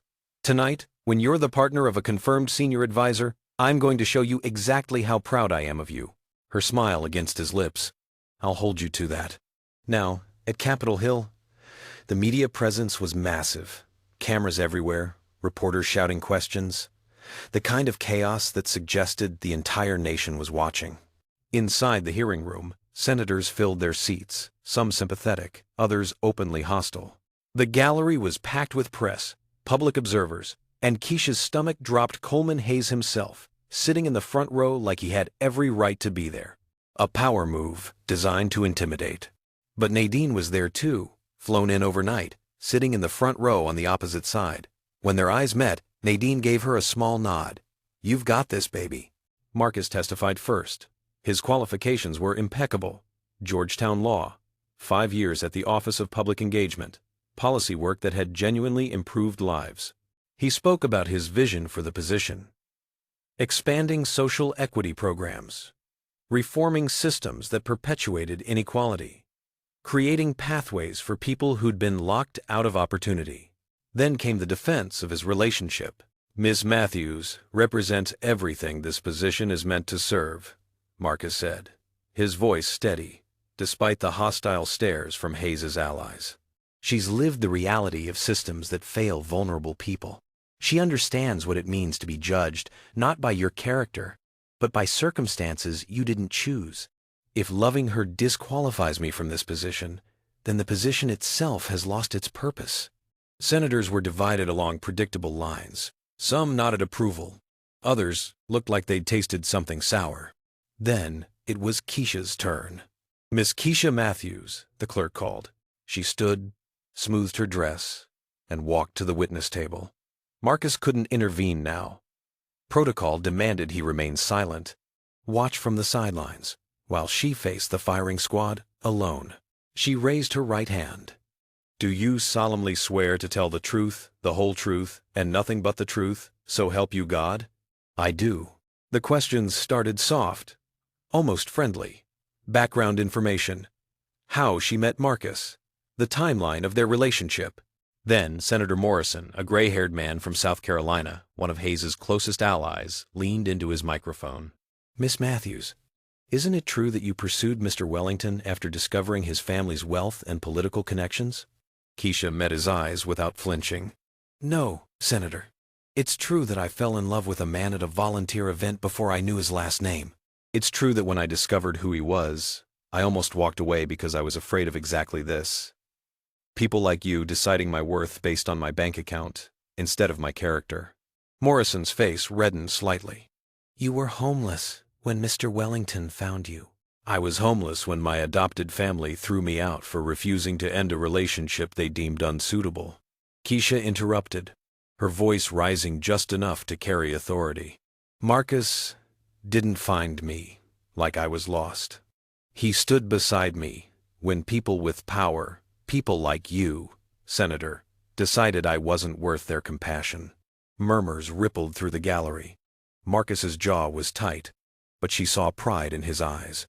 Morrison pressed on. "Do you deny that your relationship benefits you financially? Do you deny that your questions are designed to suggest that poor people can't fall in love without ulterior motives?" Keisha leaned forward slightly. "That a woman from a modest background can't be loved for who she is?" "Senator, my relationship with Marcus benefits me because love should benefit both people. But if you're asking if I'm with him for money, let me be crystal clear. I'm with him because he's the first person in my life who saw my worth before I believed in it myself. And no amount of money could buy what we have, which is why people like Congressman Hayes, who put a price tag on his own daughter's silence, will never understand it." The room went completely silent. Morrison looked like he'd been slapped. "Miss Matthews, are you suggesting—" "I'm not suggesting anything, Senator. I'm stating facts." Keisha pulled a folder from her bag, one the FBI had prepared for her. "Congressman Hayes contacted me 3 weeks ago through an intermediary. He offered me $500,000 to publicly deny paternity and disappear from public life. I have recordings of that conversation. They're legal in D.C. Would you like me to play them?" The explosion was immediate. Reporters started shouting. Senators demanded order. Hayes stood up in the gallery, his face purple with rage, before his handlers pulled him toward the exit. Senate Majority Leader Holbrook banged her gavel. "Order! We will have order." But the damage was done. Hayes's allies were already distancing themselves, whispering to aides, recalculating their positions. The hearing's focus had shifted completely from questioning Marcus's judgment to investigating Hayes's criminal behavior. Keisha sat calmly, while chaos erupted around her. She'd stopped defending herself and started advocating not just for herself, but for every person who'd ever been told their poverty disqualified them from love, from respect, from basic human dignity. The hearing adjourned at 4:37 p.m. By 4:45, Coleman Hayes was surrounded by press on the Capitol steps, his face the color of old paper, his voice shaking as he denied everything. By 5, his campaign manager resigned. By 5:30, 3 senators who'd planned to vote against Marcus announced they were reconsidering. And by 6, as Marcus and Keisha sat in the back of the SUV heading away from Capitol Hill, his phone rang with the call they'd been waiting for. "Mr. Wellington," the president's voice came through, warm with something that sounded like pride. The vote is scheduled for tomorrow morning. My sources tell me you have the numbers. Congratulations, Marcus. You're about to make history. Marcus's hand found Keisha's, squeezed tight. But before they could celebrate, before they could breathe, his phone buzzed again. A text from an unknown number. Keisha's blood went cold as she read the words on the screen. Congratulations on your victory. Pity about what's coming next. Check your email. Both of you. You have 1 hour to respond before I send it to every major news outlet. A friend. They opened the email in silence. And what they saw made the hearing look like child's play. Someone had photos, intimate photos, taken through the windows of Marcus's Georgetown townhouse weeks ago. Photos of them together, private moments. Keisha recognized one from the night after the first interview, when they'd celebrated surviving the media storm. The message was clear. Withdraw Marcus's nomination, or their most vulnerable moments become public property. The war wasn't over. It had just begun a new battle. Have you ever had to defend yourself in front of people who already decided you were guilty? Have you ever stood up to power and won? Comment if you believe truth wins in the end, and tell me what you would have said to Senator Morrison. They say everyone has a price. The question is whether you're willing to pay it, or if you'll make them regret ever asking. The FBI field office conference room at 7 p.m. looked like a war room in a political thriller. Agents, lawyers, Marcus's team, and them in the center of it all.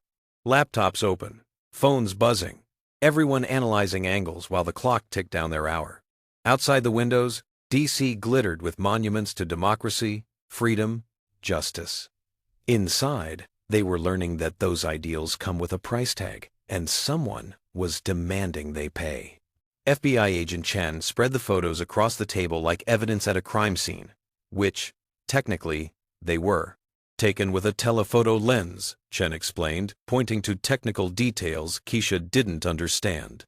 Professional-grade equipment. The timestamps show they were taken over a 3-week period during your confirmation vetting process. This is sophisticated surveillance, not amateur revenge. Who? Marcus's voice was deadly calm. We're tracing it to a private intelligence firm with ties to Hayes's major donors. But Marcus, this operation cost over $200,000. Multiple specialists involved: photographers, cyber experts, surveillance technicians. This suggests coordination beyond just Hayes. Keisha stared at the photos. They weren't explicit, carefully chosen to humiliate rather than destroy legally. Her and Marcus, kissing in his living room, embracing on his balcony, one where his hand was under her shirt, her head thrown back in pleasure. Private moments turned into weapons. You have 43 minutes to respond, Chen said. Their demand is simple. Marcus withdraws his nomination, or these go public. /from. We come. 17/7. Marcus's attorney, a sharp woman named Rebecca Chen, laid out their options. Option 1. You withdraw. The photos stay private. Your career takes a hit, but you rebuild. Option 2. We fight.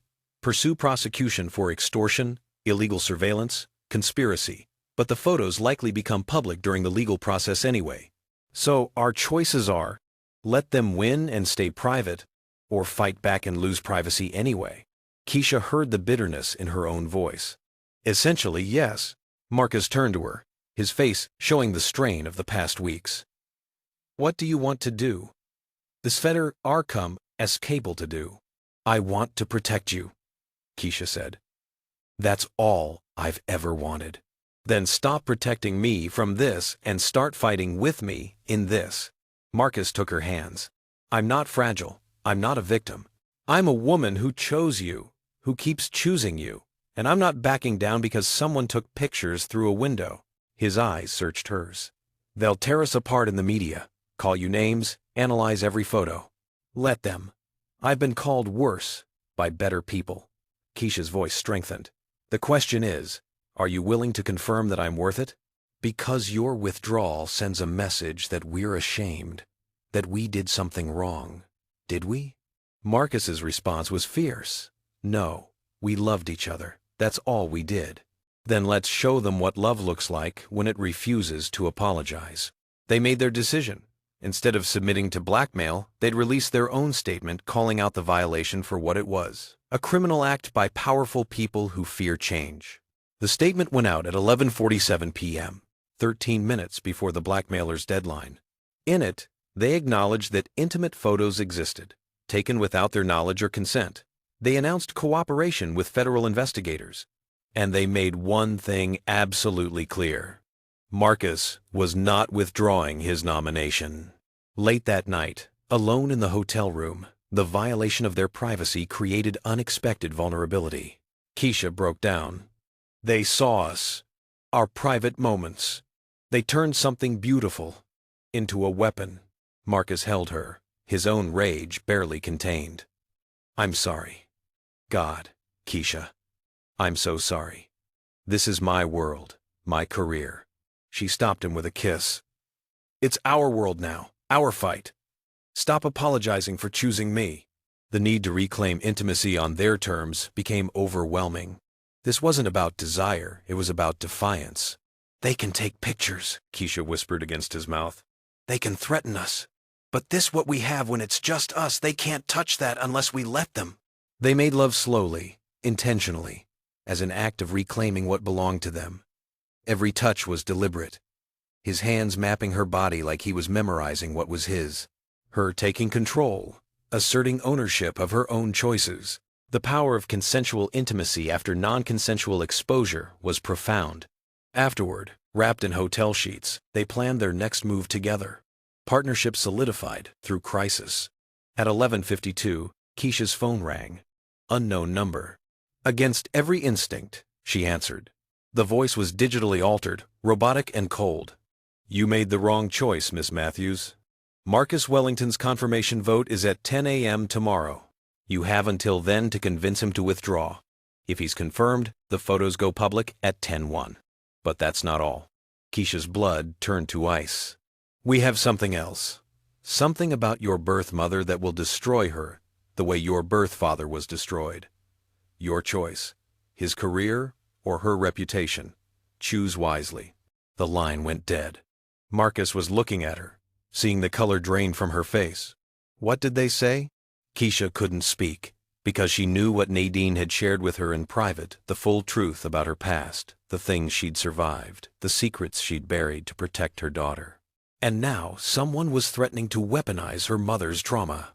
The vote was in 10 hours, and Keisha had to decide. Save Marcus's career and let her mother's deepest pain become public entertainment. Or ask the man she loved to sacrifice everything he'd worked for to protect a woman who'd already sacrificed everything for her. If someone violated your privacy to destroy something you built, would you fight back or protect what's left? What would you do if your most private moments were threatened to become public? Share your thoughts, because what Keisha and Marcus do next is legendary.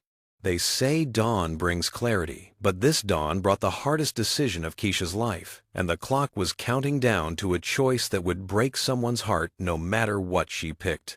The Capitol dome rose against a pearl gray sky, its white stone glowing in the early light like a promise America keeps trying to fulfill.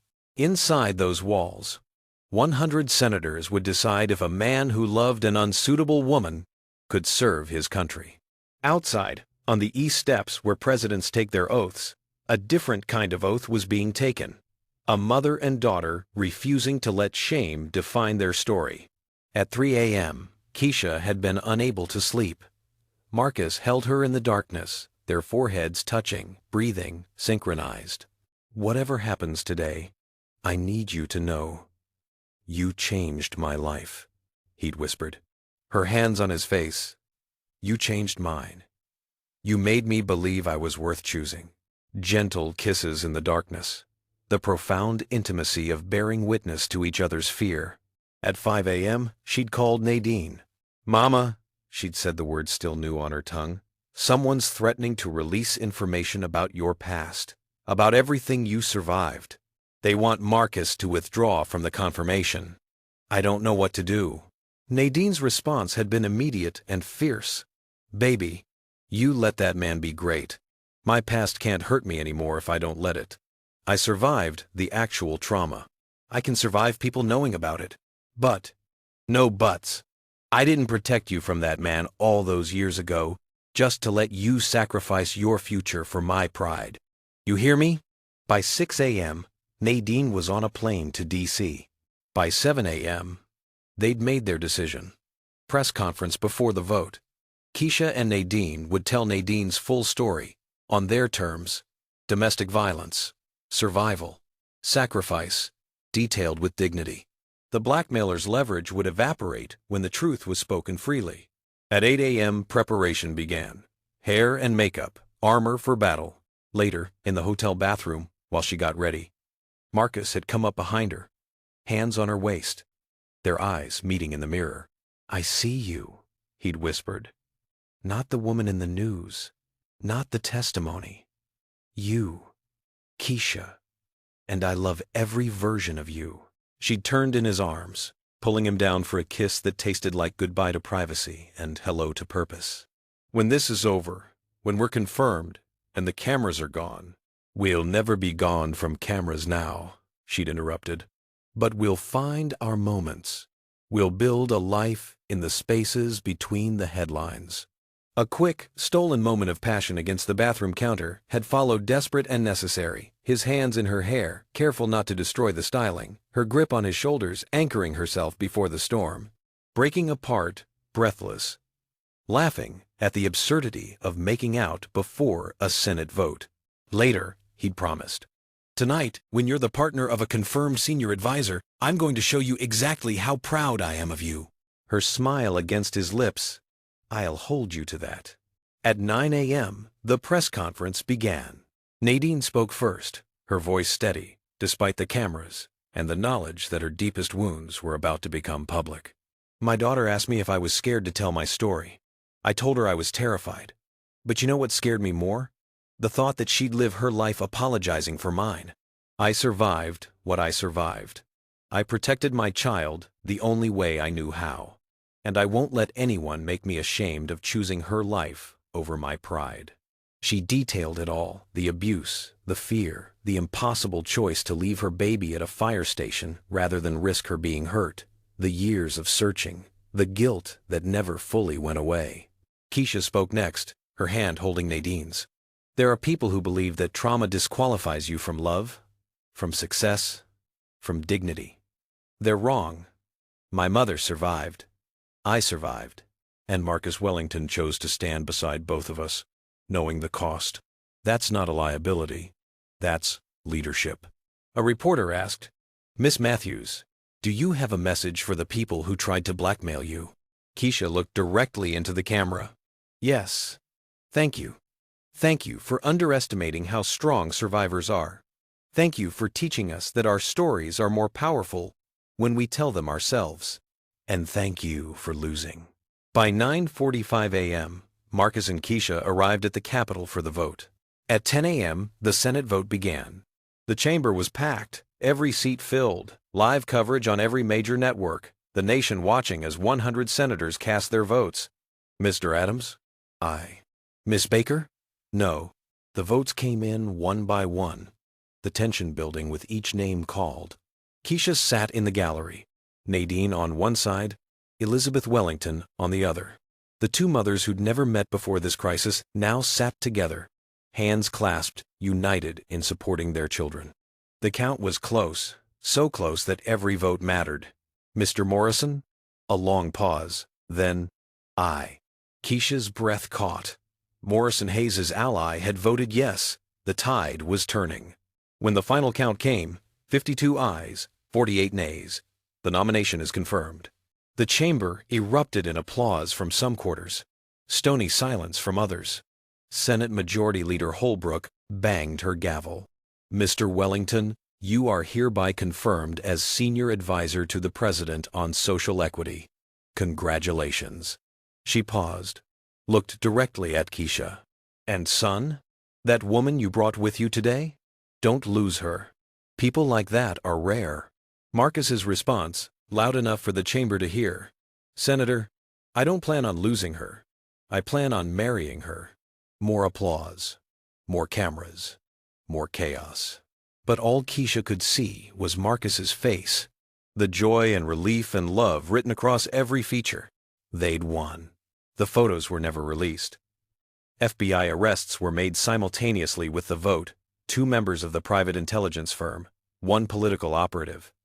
The whole conspiracy collapsed. Christian Wellington was named as a cooperating witness, turning on the others to save himself. Coleman Hayes announced he was dropping out of the congressional race. His wife filed for divorce, citing newly discovered evidence of long-term infidelity and abuse of power. Patricia Anderson released a statement apologizing to Keisha, too late, too political to matter, but it existed. The president announced Marcus would start immediately. Senator Wellington called to congratulate his son, their first real conversation since Christian's betrayal. Nadine was offered a book deal to tell her story. The celebration that night in Marcus's townhouse was small. Just his closest team, Nadine, and them. Champagne flowing, laughter finally free of tension. The weight of the past weeks lifting like storm clouds after rain. Keisha stood on the balcony, looking out at Georgetown's lights, when Marcus came up behind her, his arms wrapping around her waist. "I have something for you," he said softly. She turned to find him holding a small velvet box, his eyes nervous in a way she'd never seen, not during hearings, not during threats, not during any of the battles they'd fought. "Keisha Renee Matthews," he began, and her breath caught, because she knew what was coming, and her heart was racing so fast she thought it might burst. "I was going to wait, plan something elaborate, romantic, perfect. But I've learned something from you. The perfect moment isn't the planned one. It's the real one." He opened the box. The ring inside caught the light. Simple, elegant, undeniably real. "Will you marry me?" And before she could answer, before she could say the yes that was already on her lips, his phone rang. The tone that meant the president. They both froze. He ignored it. It rang again. "Answer it," Keisha whispered. He did, keeping her in his arms. The president's voice came through. Urgent.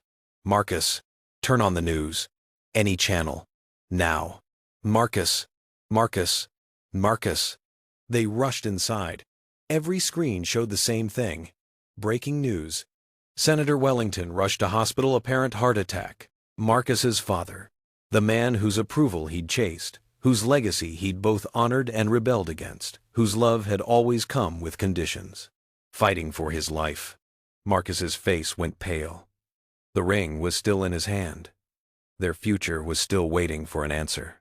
But the past, his complicated, painful, unresolved past, was calling him back. And Keisha knew, looking at his stricken expression, that their engagement would have to wait. Because family, even broken family, doesn't stop mattering just because you've built something new. This is what happens when you refuse to be silenced. When you take your power back. When you choose truth over fear. Drop it in the comments if this story gave you chills. And tell me, would you have had the courage to do what Keisha and Nadine did? They say you can't choose your family, but you can choose what kind of family you become, even when time is running out to say the things that matter. Virginia's horse country in winter holds a particular kind of beauty. Bare trees against gray skies, frost on ancient stone walls, the Wellington estate standing like a monument to endurance. Inside, a different kind of endurance was being tested. The fragile reconstruction of a family that had almost destroyed itself from the inside out. Senator Wellington was in ICU, critical but stable. A heart attack brought on by stress, the doctor said. The kind that serves as a warning, change your life, or the next one will kill you. The family gathered like they hadn't in years. Elizabeth Wellington moved through the crisis with the grace of a woman who'd held her family together through decades of political storms. Christian was there, looking 10 years older than his 33 years, sober and genuinely terrified of losing his father. Marcus stood at his father's bedside when the senator finally regained consciousness. "Marcus." The voice was weak, but clear. "I'm here, Dad. I heard about the confirmation. Congratulations, son. It doesn't matter right now. You need to rest." Let me say this. Senator Wellington's hand found Marcus's. "I taught you to carry the weight of our name like it was the most important thing, But I never taught you that love, real love, matters more than legacy. You learned that without me. I'm proud of you, son. Not for the confirmation, for choosing her." Marcus's eyes filled with tears he'd been holding back for weeks. "I spent my whole life trying to earn your approval. Turns out, I needed to earn my own first." The senator squeezed his hand. "You did! And you brought home a woman who's stronger than all of us! Don't let her go!" Christian approached Keisha later that evening in the hospital waiting room. "I don't expect forgiveness," he said quietly. "I don't deserve it. But I want you to know, watching you fight, watching you refuse to be destroyed by what I set in motion, you're stronger than any Wellington has ever been, including Marcus. He's lucky he found you." "He didn't find me, Christian," Keisha replied. "We found each other. That's the difference." Christian nodded, acceptance and regret mixing on his face. "I'm entering treatment. For the gambling, for everything. And I'm cooperating fully with the investigators. It won't fix what I did, but it's a start." "It is," Keisha agreed. "Good luck." A week later, Senator Wellington was released from the hospital with strict orders: retire from politics, reduce stress, spend time with family. He announced his retirement immediately and endorsed a protege to fill his seat, a young black woman from Richmond, who reminded Keisha of herself. The family dinner at the Wellington estate that followed was the first time Keisha had been truly welcomed, not just tolerated. Elizabeth Wellington pulled her aside before the meal. "I failed my sons by letting their father's ambition shape our family. But you've given Marcus permission to be fully himself. That's the greatest gift you could give him. Welcome to the family, dear. Not because you're marrying into it, but because you've already changed it for the better." Nadine and Elizabeth had formed an unexpected friendship. Two mothers who'd approached parenthood from completely different circumstances but shared the same fierce love for their children. After dinner, Marcus stood up, glass in hand. "I asked Keisha to marry me a week ago," he said, "on a balcony with just the two of us. She didn't get to answer before we got the call about Dad. So I'm asking again, here, with everyone who matters, watching." He turned to Keisha, pulled the ring box from his pocket, and dropped to one knee in front of his entire family. "Keisha Renee Matthews, will you marry me?" Keisha looked around the room, at Nadine, tears streaming down her face, at Elizabeth, smiling with genuine warmth, at Senator Wellington, recovered enough to be present for this moment, at Christian, working on his redemption, at Marcus, the man who'd chosen her when no one else would. "I said yes the first time," she said, loud enough for everyone to hear. "I'm saying yes now. I'll say yes every day for the rest of our lives." The room erupted in applause. Nadine was crying. Elizabeth was crying. Even the senator's eyes looked suspiciously wet. Nadine pulled Keisha into her arms. "My baby's getting married." Elizabeth joined them, taking Nadine's hand. "Our daughter is getting married." Late that night, in Marcus's childhood bedroom at the estate, they finally had privacy. The room was exactly as Marcus had left it: debate, trophies, books, photos of a life before politics consumed everything. Keisha explored his past through these artifacts while he watched from the narrow bed. "This is where you became who you are," she said. He pulled her onto the bed, laughing at how small it was. "I used to dream about my future in this bed. I never imagined anyone like you." They made love quietly, slowly, trying to stay silent in his parents' house like teenagers sneaking passion. Her hand over his mouth when he groaned, his smile against her palm. Afterward, tangled together in sheets that smelled like his childhood, he shared stories he'd never told anyone, about the pressure he'd felt from age 5, about the constant comparison to his grandfather's legacy, about feeling like he was performing a role rather than living a life. Keisha traced the ring on her finger in the darkness. "I'm going to marry you in front of everyone who said we wouldn't make it." His arms tightened around her. "And then I'm taking you somewhere no one can find us for at least a week." They planned their honeymoon between kisses, somewhere quiet, somewhere they could just be Marcus and Keisha instead of senior advisor and foundation director. The joy of anticipating a future that was finally, truly theirs, filled the small room. The engagement party was set for 3 weeks out, wedding in 6 months. The president had offered to officiate. They were still deciding if that would be perfect or overwhelming. But as Keisha stood on Marcus's Georgetown balcony later that week, champagne in hand, her phone buzzed with an email. The subject line made her stomach drop. "Congratulations on your engagement. Your father would be so proud. Your half-sister." Inside was a photo of 3 teenagers, 2 girls, and a boy standing in front of Coleman Hayes' house. A family portrait from his campaign website. The message continued. "We're the children he kept. You're the one he threw away. We just wanted you to know. We always wondered if there were more of us. And we don't blame you for what he did. Actually, we'd like to meet you, if you're willing. No cameras, no press, just siblings. We know you're getting married soon. We'd like to come, if that's okay." Keisha showed Marcus the email. He read it in silence, then looked at her with understanding. "What do you want to do?" he asked. She realized, for the first time in her life, she had a choice about family. She could meet them, she could ignore them, she could forgive Hayes' children for existing while she didn't, or she could build something new. "I want to meet them," she said slowly. "Not for him, for me.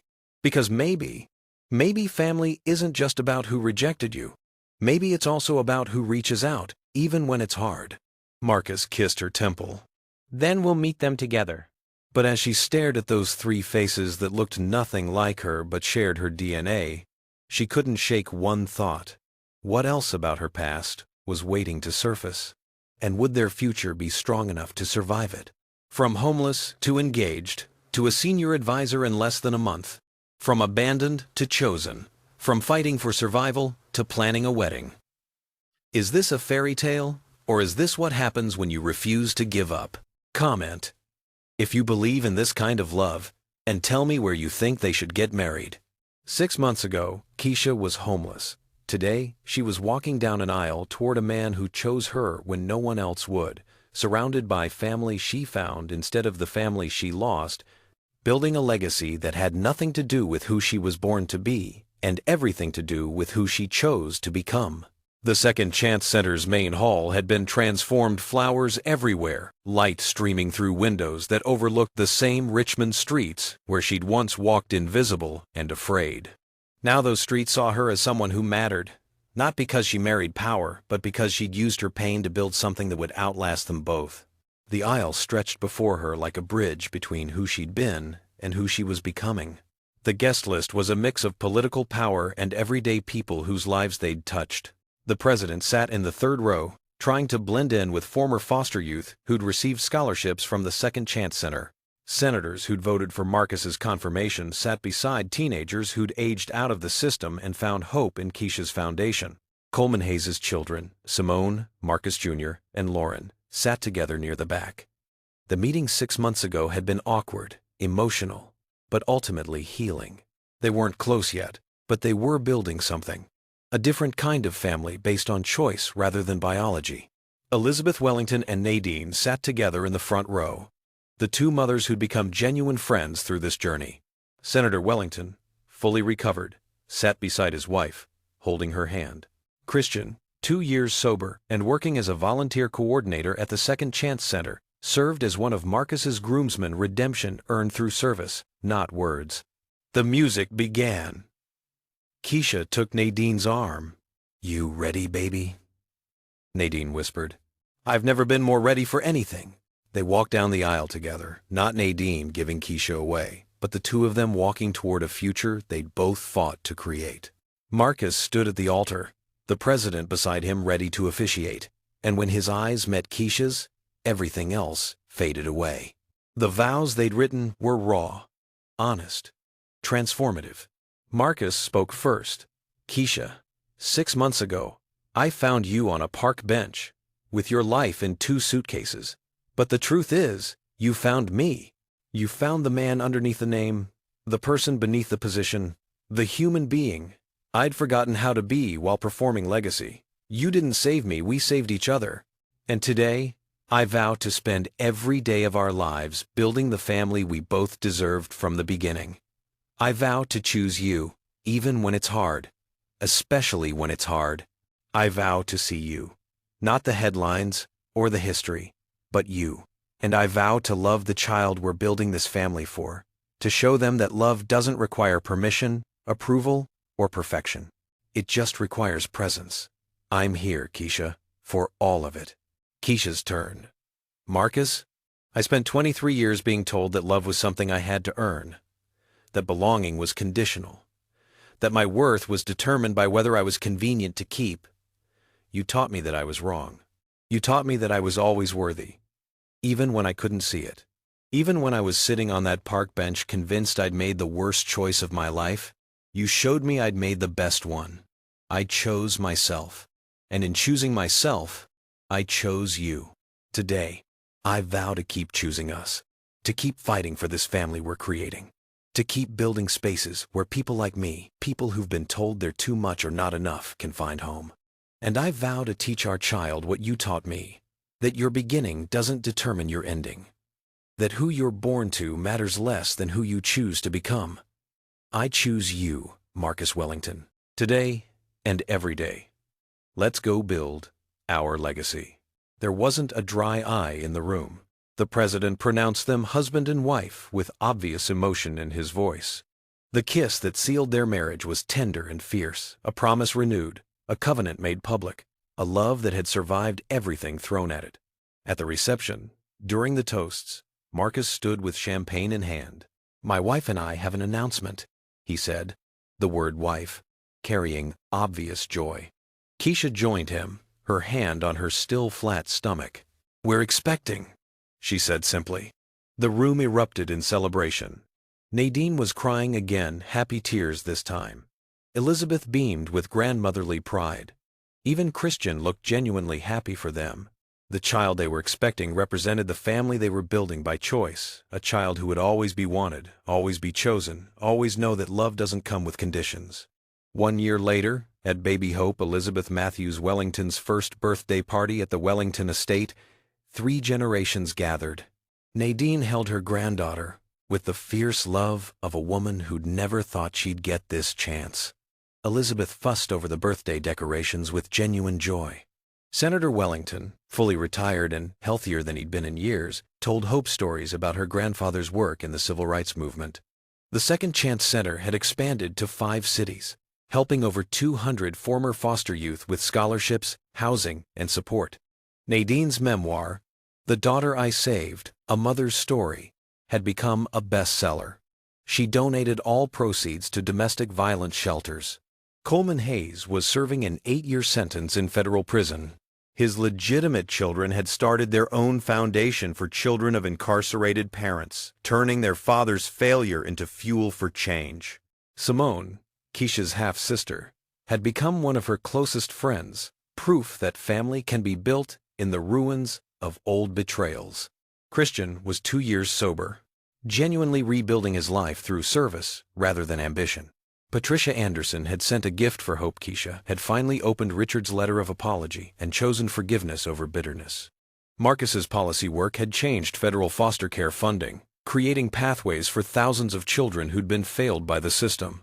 The president had hinted at Marcus running for office himself someday. Keisha's response, "Let me raise my daughter first. Then, we'll see about changing the world." As the party wound down, Keisha stood in the Wellington estate garden, Hope in her arms, Marcus beside her, watching their chosen family celebrate. "We did it," Marcus whispered. "We actually built this."